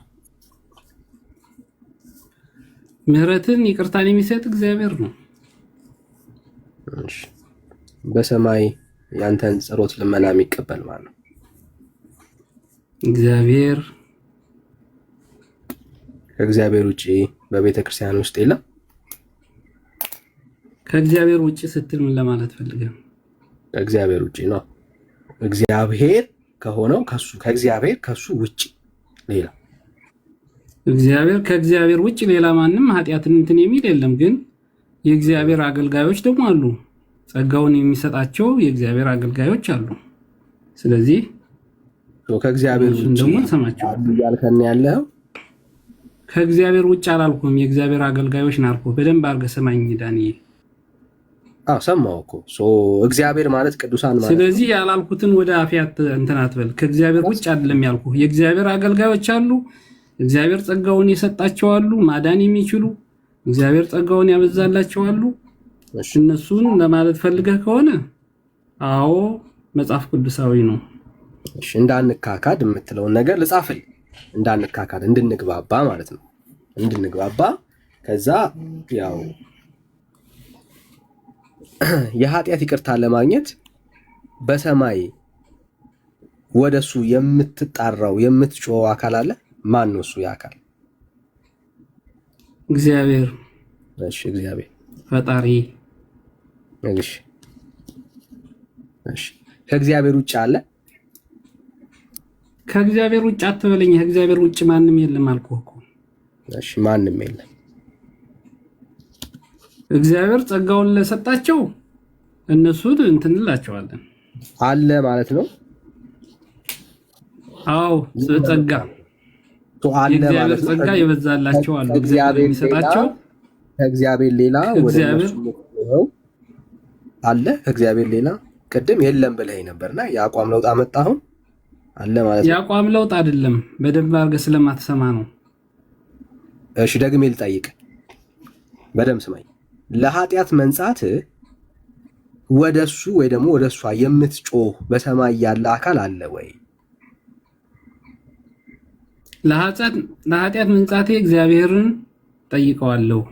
ቅዱሳን ደግሞ ለኃጢአት ይቅርታ ኃጢአትን ይቅር የሚል ደግሞ እግዚአብሔር ስላለላቸው በእነሱ ምክንያት ደግሞ ይቅር እንባላለን። ይሄ ደግሞ መጽሐፍ ቅዱሳዊ ነው ነው ማለት። በደንብ ስማኝ፣ ጥያቄን በደንብ ስማኝ። ለኃጢአት መንጻት ወደ ሰማይ የምትጮህለት የምትጣራው በሰማይ ያለ አካል አለ ወይ? አዎ እግዚአብሔር አለ አልኩህ እኮ። እሺ ከእግዚአብሔር ውጭስ ሌላ አለ ወይ? አዎ እርዳታ ምልጃ ከሆነ አዎ አለ። አዎ አለ አለ። አሁን እሺ ቀደም ብሎ ነበር። ምን ነበር ያልኩህ? አዎ አለ ስልህ ምን ነበር ያልኩህ? ቀደም የለም ማለት ጻፈው እንጂ አሁን ያልኩህን አዎ አለ ብዬ ምንድን ነበር ያልኩህ? በጠየቅኩ ጥያቄ ተመሳሳይ ጥያቄ የጠየቅኩ አዎ አለን ያልኩህ። ምልጃ አለ አላልኩም? አዎ አለ ምልጃ አለ አላልኩም? አዎ ብቻ ያልኩትን ለምን ቆርጠህን ትጽፈዋለህ? ለምን አጽፈው ምልጃ አለ ያልኩህን? ዞዳጄ ጥያቄ የምንለምናቸው ምልጃዎችን አማላጆች አሉ ያልኩህን ለምን አልጻፍከውም? ምልጃም ይሁን ምንም ይሁን በሰማይ የኃጢአት ይቅርታ። ስለዚህ የምትፈልገውን ብቻ ነው የምትጽፈው ማለት ነው። ትደረባ ብራዘር፣ ሰው ይስማ ብራዘር። በሰማይ ደግሜ እጠይቃለሁ፣ በሰማይ ያንተን ኃጢአትና ይቅርታን ልመናህን የሚቀበል ይቅርታ የምትጠይቀው አካል አለ ወይ ስለ አዎ አዎን አለ አልከኝ። ምን ነበር ያልኩህ? አዎን አለ ብዬ ለጠየኩ ጥያቄ ነው አዎን አለ እኮ ያልከኝ ብራዘር። እኔ አንተ ስለምታወራው ለጠየኩ ጥያቄ አዎን አለ አይደለ ወይ ያልከኝ እኮ። ስለዚህ ምንድን ነው ያልኩህ? እኔ ከዛ በኋላ አዎን አለ ብዬ ምን ነበር ያልኩህ? እኔ ለጠየኩ ጥያቄ አዎን አለ ስትለኝ አለ ብዬ ነው የሚይዘው ማለት ነው። አሁን አለ። ስለዚህ የምትፈልገው እንጂ የምትይዘው እኔ የምናገረውን አትይዝም ማለት ነው። አንተ የምትፈልገው ብቻ ነው የምትይዘው።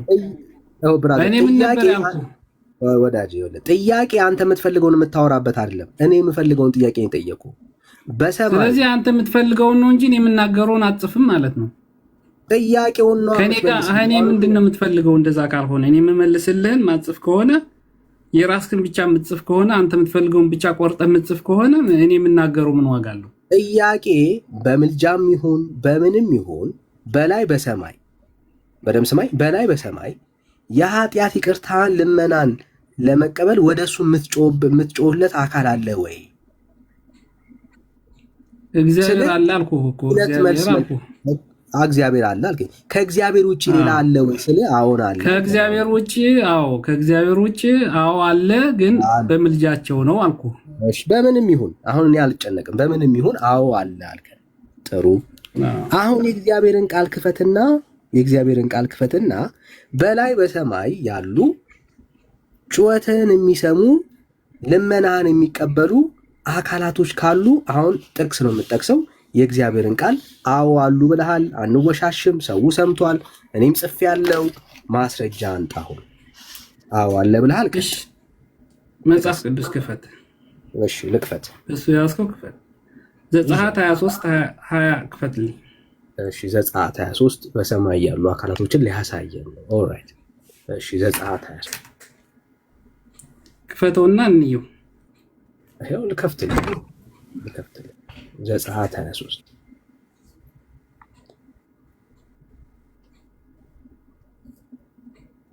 እሺ ቁጥር ስንት? 23:20 ጀምረህ አንብበው። 23 እያሳየህም ቢሆን ጥሩ ነው። አላሳየህ ነው ላወጣው። ይሄው እሺ ቀጥል። አንብበው ከ20 ጀምረህ። እሺ በመንገድ ይጠብቅ ዘንድ ወደ አዘጋጀም ስፍራ ያገባህ ዘንድ እነሆ እኔ መልአክን በፊትህ እሰዳለሁ።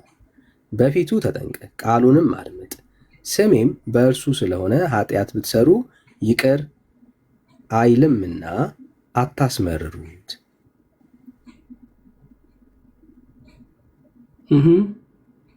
ይቀጥል ወይስ ኃጢአት ይቅር የሚል እግዚአብሔር ነው ወይስ መልአክ ነው? ወዳጄ የተጠየቀውን ጥያቄ አሁን እሱን በኋላ አስረዳለሁ። አሁን ጥያቄውን እንዳትረሳ። በሰማይ ላስታውስ። ጥያቄው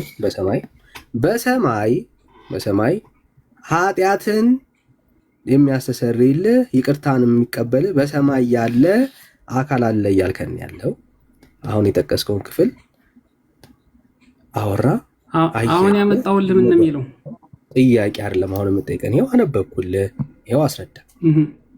ወደ እሱ ጮኸ ኃጢአቴን ይቅር በል የምትለው ሐሳብ ካለ ይሄው አብራራ። ይሄው ኃጢአት ብታደርግ እያለ ነው አይደል? በፊቱ ኃጢአትን አትስራ ካደረክ ግን ይቅር አይልህም እያለ ነው። ይቅር ማለት ደግሞ የእግዚአብሔር ነው አይደል? እንዴት ለመላክ ይቅር ማለት ነው ያለ ማለት ስልጣን ተሰጠ።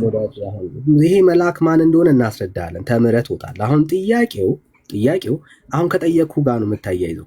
በሰማይ ያለ አንተ ጸሎትና እኮ መልአኩ በሰማይ ያለ አይደለም እንዴ? መልአክ በሰማይ አይደለም እንዴ ያለው? አትደረብ ብራዘር። ይሄው የጠቀስከው ጥቅስ ላይ አንተ እንደምትለው በሰማይ ጸሎትና ልመናን የሚቀበል ከእግዚአብሔር ዘንድ የሆነ አለ የምትል ከሆነ አሳየን። ይሄው አውጥቼልሃለሁ። ጸሎትና ልመናን የሚቀበል አይደለም ያልኩት፣ ምልጃን ያልኩት። አስረዳን እኮ ምልጃን በለው አስረዳን። ይሄው እኮ ይሄው አሁን ምን እያለህ ነው? ምን እያለ መሰለ? ከ20 ጀምረህ ስታነበው ከ20 ጀምረህ ስታነበው እየተሰማማን እንሂድ። ከ20 ጀምረህ ስታነበው በመንገድህ ይጠብቅህ ዘንድ ወደ አዘጋጀሁትም ስፍራ ያገባህ ዘንድ ወደ ገነት ወደ መንግስተ ሰማያት እንዲወስድህ መልአኩን ተጠንቀቀው፣ በሱ ፊት ክፉ አታድርግ እያለ ነው ያለውና ወደ መንግስተ ሰማያትም የሚወስድ መልአክ ነው ያየኸው ከሆነ። እሺ አትዋሽ። በዚህ ቃል ኮንቴክስት ከሆነ አሁን እያወራን ከሆነ ስለ መንግስተ ሰማያት አይደለም እየተወራ ያለው፣ ስለ መንግስተ ሰማያት ነው የሚያወራው። ስለዚህ የት ነው የሚያወራው ታዲያ? ስለ መንግስተ ሰማያት ነው እያወራ ያለው እና ስለ ሰፈር እንመጣበታለን። አይዞህ ብራዘር፣ አይዞህ ወዳጅ። አንተ አይዞህ ራስህ፣ እኔን አይዞህ አትበለኝ። አሁን ለጠየቁ ጥያቄ መልስ ስጠኝ። በዚህ ክፍል መሰረት የተጠቀሰው መልአክ በሰማይ ሆኖ ጸሎትና ልመናን ስለመቀበል የሚያወራ አውድ አለው ወይ? ስለመቀበል ብቻ ሳይሆን ዳኒ ጭራሽ ወደ መንግስተ ሰማያትም ይዞ ሄዳል እያለ እኮ ነው። ጭራሽ ከፍ አደረገው እንትኑ። አዎ መንግስተ ሰማያት ይዞ ሄዳል አለ። እሺ ቁጥሩ ምኑ ጋር? አዎ ይመራሃል፣ መንገዱን ይመራሃል እያለ ነው። የትኛው የት ጋር ነው መንግስተ ሰማያት የሚያገኝ? ከ20 ጀምረህ አንብበው። ከ20 ጀምረህ እኔ አንብቤዋለሁ። አንብበህ አስረዳና ወላጅ አትደንግጥ። በመንገድህ ይጠብቅህ ዘንድ ወደ አዘጋጀሁት ስፍራ ያገባህ ዘንድ እነሆ እኔ መልአክን በፊትህ እሰዳለሁ አለ። ያ መልአክ ወደዚህ ነው የሚያደርስህ? እግዚአብሔር ወደ አዘጋጀው ስፍራ። ያ ስፍራ እግዚአብሔር ያዘጋጀው ስፍራ ደግሞ መንግስተ ሰማያት ነው። ሌላ ያዘጋጀው መንግስተ ሰማያት ነው። በዚህ ጥቅስ መሰረት መንግስተ ሰማያት መሆኑን መጀመሪያ አስራየን ከቃሉ ብራዘር ከኪሳታ እየተናገረ እኮ ነው። ወደ አዘጋጀው ስፍራ ያገባህ ዘንድ አለው እኮ። ያ ያገባህ የተባለበት ስፍራ መንግስተ ሰማያት ስለመሆኑ ማስረጃ አስጠን። መንግስተ ሰማያት ነው። ሌላ ምን አለ? እግዚአብሔር ያዘጋጀልን መንግስተ ሰማያት ነው። ተስፋ የምናደርገው እንድናምን መንግስተ ሰማያት መሆኑን አሳየን። እንድናምን ራሱ ግልጽ እኮ ነው ጥቅሱ ዳኒ። ግልጽ አይደለም። አንተ ላይ እየጨመርክ ያለው መንግስተ ሰማያት እንትን ላለመረዳት ተፈለክ መብትህ ነው። ማስረጃ እንድረዳ ማስረጃ ማንም አይገባው ሰው ይገባዋል። ይሄ እንድረዳህ ማስረጃ አንተ ብራዘር፣ ማስረጃ አንተ። ማስረጃ ስትጠየቅ ይገባል ምናምን አትበል። ማስረጃ አንተ። ይኸው እግዚአብሔር ያዘጋጀልን መንግስተ ሰማያት ነው። እኔ ሌላ አላውቅም። አንተ ሌላ ያዘጋጀልን ማስረጃ አንተ ወደዛንት ማለት ትችላለህ። መንግስተ ሰማያት ነው። ሌላ ምንም እግዚአብሔር ያዘጋጀልን መንግስተ ሰማያት ብቻ ነው። ማስረጃ ብራዘር። አሁን እኮ አልክ ማስረጃ። ምን የሚል ማስረጃ ነው የምትፈልገው? አሁን ይምራሄ መልአክ የተባለው በዚህ ክፍል አውድ መሰረት ስለ መንግስተ ሰማያት መሆኑን ማስረጃ አንተ። ክፍሉን ከፍ ብለህ ማንበብ ትችላለህ። ይሄው እያነበብነው እኮ ነው። ማስረጃ አንተ አነበብነው። መንግስተ ሰማያት ስለመሆኑ ግን አይናገርም። ካለ ማስረጃ አንተ። በግድ መኑኝ አትበል። በግድ ልናምንህ አንችልም። አውድ አለ፣ ኮንቴክስት አለ። ክፍሉ ስለሚሆን እንደሚያወራ ግልጽ ነው። ክርስቲያኖች ነን፣ የእግዚአብሔርን ቃል ጠንቅቀን የምናውቅ አማኞች ነን። አንተን ነው የጠየቅን። እመኑኝ አትበለን በግድ። ማስረጃ አንተ ብራዘር። እኔ ማስረጃ ብዬ አምጥቻለሁ። ተቀበል ካልተቀበል ያንተ ችግር ነው የሚሆነው። እኔ ማስረጃ ያመጣሁት ምንድነው? በመንገድህ ይጠብቅህ ዘንድ ወደ አዘጋጀሁትም ስፍራ ያገባህ ዘንድ አዳምጠኝ። ወደ አዘጋጀሁም ስፍራ ያገባህ ዘንድ እነሆ መልአክን በፊትህ እሰዳለሁ አለ። በቃ ከዚህ በላይ ምንም ግልጽ የሆነ ጥቅስ የለም። እኔ መንግስተ ሰማያት ነው ብዬ እረዳለሁ። እግዚአብሔር ያዘጋጀልን መንግስተ ሰማያት ነው። ሌላ ያዘጋጀልን የለም። እኛ የምንጠብቃት መንግስተ ሰማያት ስለሆነች የእግዚአብሔር ደግሞ ያዘጋጃት እሷ ነው። ወደ አዘጋጀሁት ስፍራ እወስዳችኋለሁ ብላችሁ ጠብቁ ነው ያለ ኢየሱስ ክርስቶስ። ወደ አዘጋጀው ስፍራ የሚወስደን ሲመጣ በማቴዎስ ወንጌል 31 ጀምሮ ስታነበው ወደዛ ቦታ ሊወስደን ሲመጣ ማቴዎስ 25:31 ሲከፈት፣ እሺ አይዞ ብራዘር፣ በቃ አሁን ስለሌላ አሁን ይፈተው። ማቴዎስ 25:31 ይፈተው ላይ ወእግዚአብሔር ቃል ላይ እንደናንተ ቤት ተቀጥፎ ስለማይካሄድ ይሄው ክፈተውና እንየው። ማቴዎስ 31 ማቴዎስ 25:31 ክፈት። አትደረብ። ጠይቀኛል አይደል? ማስረጃ ወደዛ ልምራ። መጀመሪያ የሐሰት ወሬ እንዳወራህበት እንየው። ወደዛ ልውሰድህ፣ ላሳይህ፣ ወደዚህ እንደሚወስደን ላሳይህ። በፍጹም አንዴ እዚህ ጨርሰን ነው ክፈተው። ጥቅሱ ሚውት አደረገ ብለኛል አይደል? ይኸው ጥቅስ አመጣሁልህ። ገና ነው የጠቀስከው ጥቅስ ማስረጃው ውሸት እንደሆነ ለህዝቡ አሳይተን ነው የምናልፈው እኮ። እዛ በኋላ እኔ ያመጣሁት ማስረጃውን ማቴዎስ 25:31 ክፈትና ከዛ በኋላ ማስረጃውን የኔ ማስረጃ ትክክል እንዳልሆነ ታሳየኛለህ። መጽሐፍን ጨርሰን ነው የምንሄደው። አንዴ አሁን ቅድም ማስረጃ አምጣ ስትል አልነበረም? የለኝም በግድ መኑኛል። ምንም እንደሌለ ለህዝቡ አሳይተን ይሄው አመጣሁልህ። አሁን ያመጣሁን ታላመጣህ አልከኝ፣ አመጣሁልህ። ይሄው እሺ፣ አውቀህ ነው ክፈተው። አውቀህ ነው 31 እኮ ልንሄድ ነው። አሁን መጀመሪያ ይሄንን እንጨርስ ብራዘር፣ አሁን እንጨርስ መጀመሪያ። ምን ብለን እንጨርሰው? ምን ታርግ? ምንም ቃሉን ራሱን እንደማታውቀው አሳይቼ ከዛ እንሄዳለን። ኦኬ፣ ያው መጀመሪያ ማስረጃ ይናሳይና እዛ በኋላ አንተ ታስረዳኛለህ። እሺ፣ ከዚህ በኋላ ካወራ ያው ታች መሞረድ ፈልገህ ነው። ታች ወርደን ያው ከዚህ በላይ መለመን ስለማይጠበቅብን ማለት ነው። ኦኬ፣ በዚህ ክፍል ላይ እየተወራ ያለው ስለ መንግስተ ሰማያት ነው ወይ? አይደለም ብራዘር፣ አለማወቅህ ነው። ስለ መንግስተ ሰማያት አይደለም። መልአክን እልካለሁ በፊት የተባለው ያ መልአክ ራሱ ማን እንደሆነ አሁን አንተ የሚመስል ገብርኤል ሚካኤል ነው እንደሆነ ነው የምታስበው። ያ መልአክ ማን እንደሆነ እንኳን አንደርስታንድ አላደረኩም። እሺ ያ መልአኩ ሲላክ ምንድን ነው? ስለ መንግስተ ሰማያት ነው እያወራ ያለው። እስኪ እንየው። መልአኬ በፊት ይሄዳል፣ ወደ አሞራውያን፣ ወደ ኬጣውያን፣ ወደ ፌርዛውያን፣ ወደ ከናና ወደ ኤካውያን፣ ወደ ኢያቡሳውያን ያገባሃል። ማን? ከፊትህ የሚሄደው መልአክ፣ ተጠንቀቅ የተባለለት ያ መልአክ። ያም የእግዚአብሔር መልአክ ማን እንደሆነ እነግራችኋለን። ስለ መንግስተ ሰማያት ያወራል ክፍሉ? አያወራም። ስለ መንግስተ ሰማያት የሚያወራ ክፍል አይደለም። ስለ መንግስተ ሰማያት የሚናገር የእግዚአብሔር ሐሳብ አይደለም እያወራ ያለው።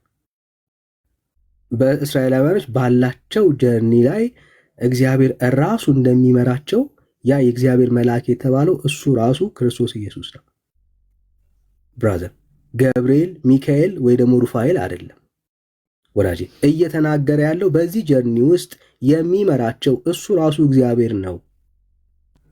እሱ ራሱ እግዚአብሔር ነው የሚል ጥቅስ ሰጠኝ። አንዴ ብራዘር፣ አንዴ የራስህን ከኪሳት ከራስህ አምጥተህ አትተርጉም። ሚውት አድርጋለህ ብራዘር። ከደከም ይጨርስና ማስረጃ አልሰጠኝም ትለዋለህ። ስማው አንዴ፣ ምን ችግር አለው? ለመማር ከሆነ ስማው፣ ማስረጃ ስጠኝ በለው። ለተናገረው ነገር ማስረጃ ጠይቀው። ከዛ አንተም ተምረህ ትክክል ካልሆነ ደግሞ አርመው ትወጣለህ። በጣም ቀላል እኮ ነው። ሶ ቀጥል ዳኒ፣ በቃ አታቋርጡ አስሬ። እሺ ቴንክ ዩ። ሶ የሚያወራው በደንብ ይሰማ፣ ስለ ገብርኤል ስለ ሚካኤል አይደለም እየጠየቅንህ ያለ ነው። በደንብ አስተውል። በሰማይ ያንተን ጸሎትና ልመና ስለሚሰማስ መልአክ ነው ወይ ይህ ክፍል የሚያወራው? በጭራሽ በጭራሽ። የጠየቅኩ ጥያቄ ምንድን ነው እንዳትረሳ። ልክ እንደ እግዚአብሔር በሰማይ ሆኖ ያንተንና ጸሎት ልመናህን በመቀበል የኃጢአት ይቅርታን የሚሰጥ መልአክ ወይ ደግሞ ቅዱሳን አሉ ነው ያልከው። አዎን አሉ ነው ያልከው ብራዘር። የለም አልክ፣ ካርከውና አሉ አልክ። በዚህ ክፍል መሰረት ሊትራል እንውሰደው ተባብለን እንሂድና ክፍሉን የምንረዳበት የራሳችን አውዳለን በማስረጃ ማለት ነው። አሁን ይሄንን ሐሳብ ክደህ ግን አይደለም ባመጣው ክፍል ላይ አንተ እንደምትለው ስለዚህ በሰማይ ስላለ መልአክ ያወራል ወይ? ጸሎትና ልመናን መስማት የዘላለም ሕይወት ስለሚያስገኝነት ኮንሰፕቱ አውዱ ኃጢአት ይቅር አይልም ይልሃል። ኃጢአት ብትሰራ ይቅር ይልሃል። እዚህ ጋር አሳይ። አሁን ይቅርታ በሰማይ ያለ ምንድነው የሚያስካንበት? አንዴ በሰማይ ያለ ጸሎትና ልመናን የሚቀበል የኃጢአትን ይቅርታ የሚሰጥ ይቅርታን የሚያሰጥ አለ ይልሃል ወይ? ይኸው ብራዘር አለ ይላል። ቁጥር ስንት ላንበበል? አንተ ያመጣው 21 እና 22 ነው። 21 እና 22 ይኸው በፊቱ ተጠንቀቁ፣ ቃሉንም አድምጡ፣ ስሜም በእርሱ ስለሆነ ኃጢአት ብትሰሩ ይቅር አይልምና አታስመርሩት ነው የሚለው። ኃጢአት ብትሰራ ይቅር የማይልህ መልአክ ከሆነ ቅድም የተነጋገርንበት በሰማይ በኃጢአት ይቅር የሚል የለም እግዚአብሔር ብቻ ነው አይደለም ያልከው። ይሄ ግን እየተናገረ ያለው ኃጢአት ብትሰራ ይቅር አይልህም እያለ ነው መልአኩ። ወንድም አለም እያወራን ያለ ነው አስታውስ። በሰማይ ሆኖ ኃጢአትን ይቅር ስለሚል መልአክ ነው እያወራን ያለ ነው። አትደበቅ እኮ ያን መልአኩ በሰማይ አይደለም እንዴ የመጣው? መልአኩ ያመጣው ክፍል በሰማይ ሆኖ ኃጢአትን ይቅር ይልሃል ስለማለት አይደለም እየተናገረ ያለው። ይሄ መልአክ አሁን እንትን የምትለው መልአክ በፊትህ ያለው መልአክ ስሙ የእግዚአብሔር ስም ያለበት መልአክ ኃጢአት ብትሰራ ይቅር አይልህም እያለህ ነው ያለው አይደል? አሁን እኛ ይቅር አለመባል አይደለም እያወራን ያለ ነው። ይቅር ስለማለት እና ታዲያ ስለምንድን ነው የምታወራው? በሰማይ ማለት እኮ የኃጢአት ብትሰራ ይቅር አይልህም እያለህ ነው አይደል መልአኩ? አሁን እያወራን ያለ ነው በሰማይ ሆኖ ኃጢአትን ይቅር ስለሚል አካል ነው እየተነጋገርን ያለ እኮ። መልአኩ ከምን ነው ያለ? ከሰማይ ነው ከምድር ነው ያለው? የትም ይሁን ኃጢአትን ይቅር ይልሃል እያለን ያለው እኮ። አሁን እሱ ላይ እኮ እያሳየህ ያለው በፊቱ ተጠንቀቅ፣ ኃጢአት ብትሰራ ይቅር አይልህም እያለህ ነው። ጥሩ እሺ፣ ሊትራል እንውሰደው። አሁን የአንተን አርጊውመንት እንውሰደው።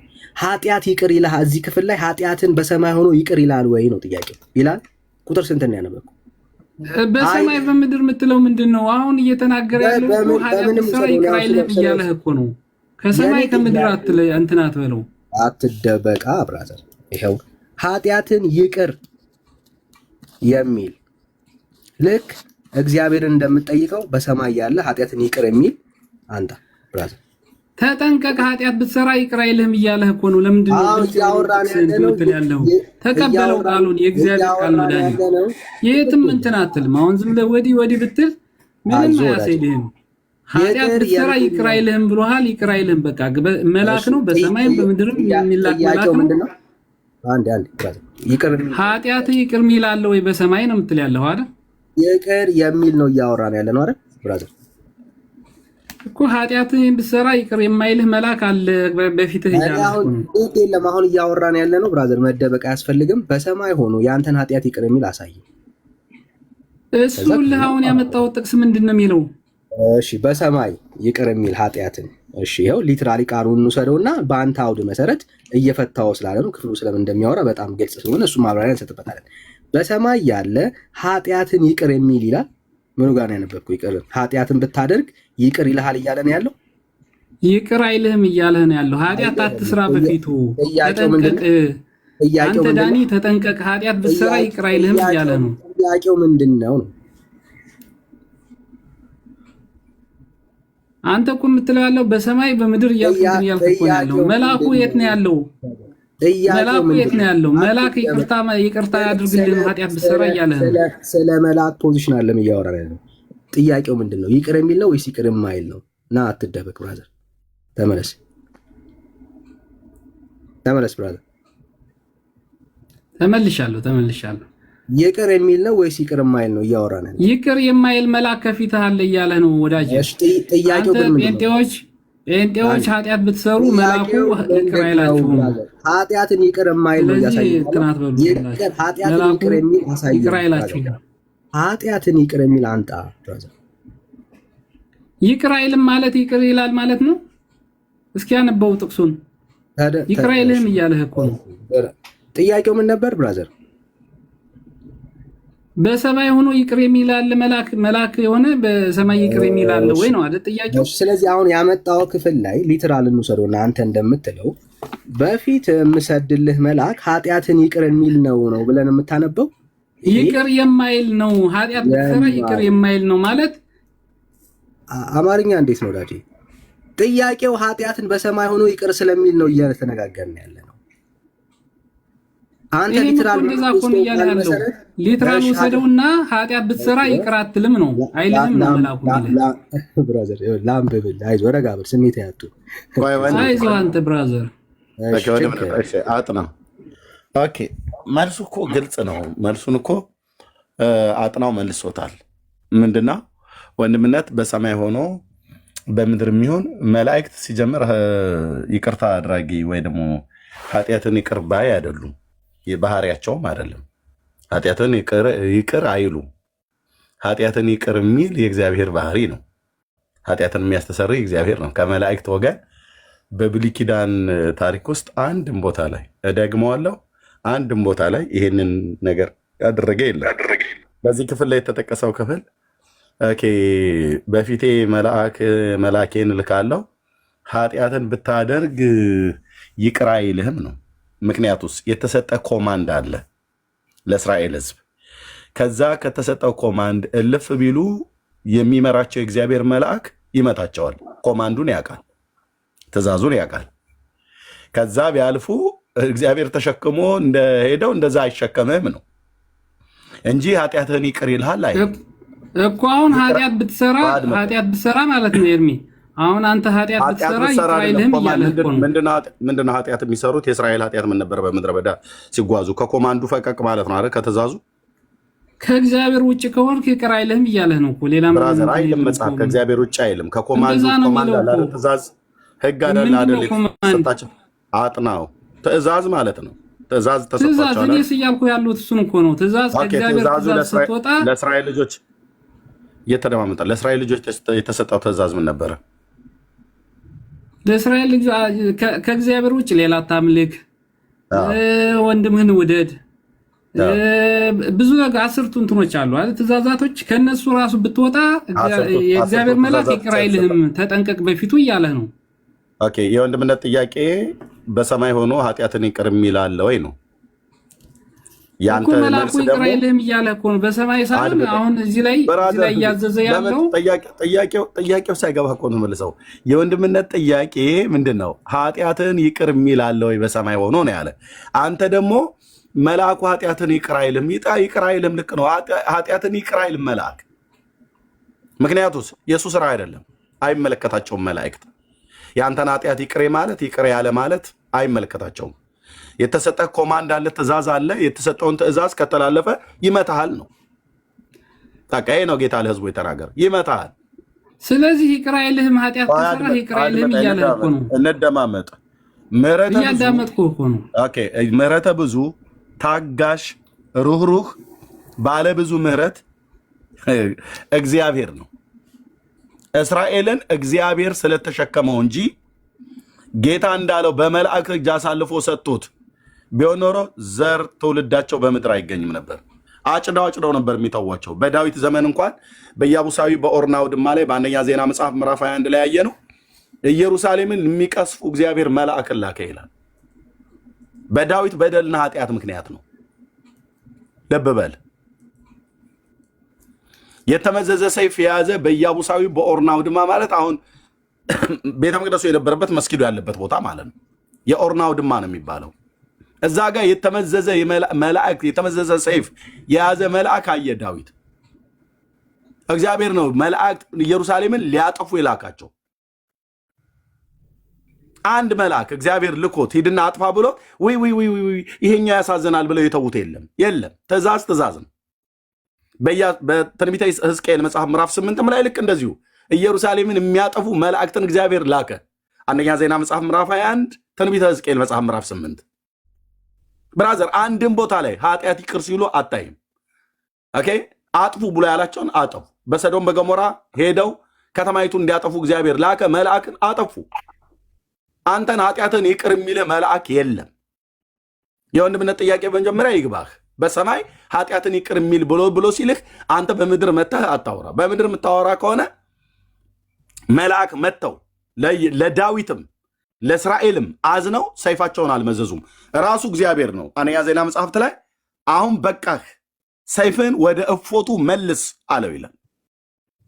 የእግዚአብሔር መልአክ ማለት ነው። በቃህ አለው። እንደናንተ ገብርኤል ብላችሁ እንዳላችሁት አመፀኛ አይደለም። የእናንተ ገብርኤል ነው ያልኩት፣ ቅዱስ ገብርኤልን አይደለም። ሕማማተ መስቀል ላይ በቀራኒው መስቀል ላይ ተሰቅሎ ሳለ ጌታችን ኢየሱስ ክርስቶስ መላእክት በጊዜ ቀትር መጥተው ሲሰግዱለት ይላል ታሪኩ። እና ሚካኤል አርመመ ወገብርኤል ተደመ አመሰቀልዋ አይሁድ ለእግዚእነ ብለው እንዲሉ አለና ሚካኤል ቆሞ ያደንቅ ነበረ። አምላኬን እንዴት እንደዚህ ርቃኑን ሆነው ይሰቅሉታል እያለ በፍጥረቱ እጅ እንዴት ይሰቀላል እያለ ተደነቀ። አርመመ ተደነቀ፣ ወገብርኤል ተደመ ተናደደ፣ ተቆጣ፣ ተበሳጨ። ከዚህ የተነሳ ሰይፉን አውጥቶ ሊወረውረው ሲል ተው፣ ከቁጣ ታገስ፣ ሰይፍንም ወደ ሰገባህ መልስ ብሎ ሲለው ጌታችን ኢየሱስ ክርስቶስ ያንተ ምሕረትና ቸርነት እስከ መቼ ነው ብሎ የጌታውን የኢየሱስ ክርስቶስን ትእዛዝ ንቆ ሰይፉን ቢወረውረው የቤተ መቅደሱን መጋረጃ ለሁለት ቀደደ ብላ እኮ የምትቀደድ ቤተክርስቲያን ናች በውሸት። በኢየሱስ ሞት የተቀደደን መጋረጃ ገብርኤል ስድቡን ምናምን ተውና አምላኬን ስትሳደቡ ሜዩት አድርግ። አንተ አይደለም የምን ስድቡን ተው ነው። አንተ እየተሳደብክ ነው ያለ። ዝም ብለህ ውሸት እየተሳደብክ ነው ያለ። ቀደዳ ውሸት ማለት ነው። ቀደዳ ማለት ውሸት ማለት ነው። ምንም ስድብ አሁን እንትን ሲልባችሁ ነው። እሺ ሜዩት ካላደረክ ኦኬ አትዋሽ ማለት ነው። ገብርኤል በሰይፍ ቀደደ ብላ የምትቀደድ ቤተክርስቲያን የአንተ ቤተክርስቲያን ነች። የቤተ መቅደሱን መጋረጃ ገብርኤል ቀደደ ብላ የምትቀደድ ቤተክርስቲያን ኦርቶዶክስ ናት። የምትዋሽ ማለት ነው። እና በዚህ ቦታ ላይ ገብርኤል የኢየሱስ ክርስቶስን ትእዛዝ እምቢ ብሎ ያንተ ምሕረት እስከ መቼ ነው አላበዛውም አይነት ነገር ብሎ ሰይፉን ቢወረውረ የቤተ መቅደስ መጋረጃ ከላይ እስከታች ሲቀደድ ተቀደደ ብለው አሉ። እኔ የምልህ የቱ ጋር ነው እንደዚህ ተብሎ የተጻፈው? የትኛው ወንጌል ነው እንደዚህ ብሎ የጻፈው? ከአራት ወንጌላቶች ውስጥ አንድም አልጻፈም።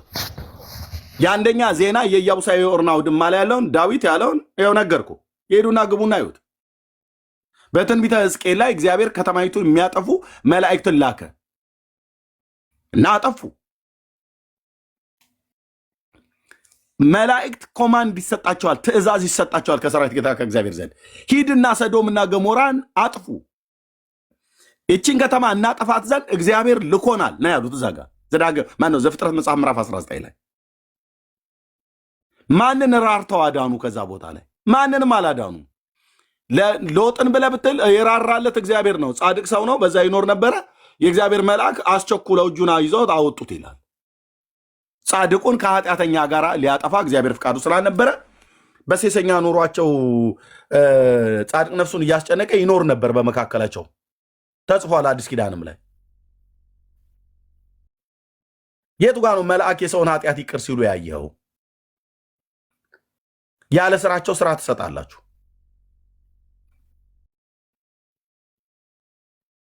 አንድም ፍጥሩም በልማንም ከአብርሃም አምላክ ከእግዚአብሔር በስተቀር ኃጢአትን ይቅር የሚል የለም በሰማይ በምድር። 4 ነጥብ። የኃጢአት ስርየትን የሚሰጥ አንተን ይቅር ብያለሁ ብሎ ሊልህ የሚችል መልአክ የለም የለም።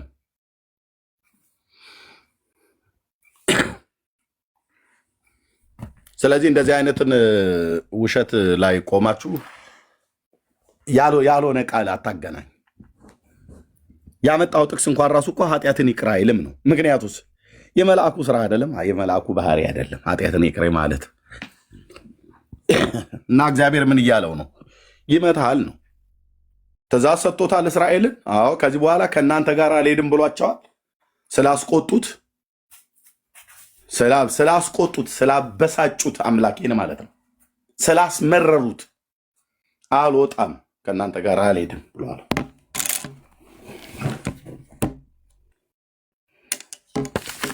ባሪያው አንተ ከኛ ጋር ካልወጣህ አታውጣን እያለው ብሎ ያለው ማለት ነው። ያውቃል፣ የእግዚአብሔር መልአክ እንደማይምሩ ያውቃል። ኃጢአትን ይቅር ማለትም ባህሪም የላቸውም።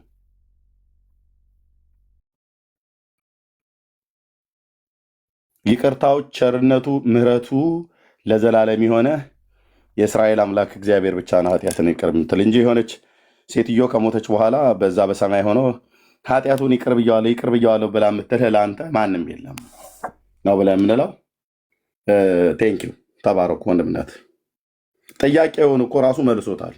አንተ የጠየቀው በሰማይ ይቅር የሚል ነው ያልከው፣ እሱ ደግሞ በምድር ይቅር አይሉም ነው። በምድርም በሰማይ መላእክት ኃጢአትን ይቅር አይልም። 4 ነጥብ። ቴንኪው ወንድምነት።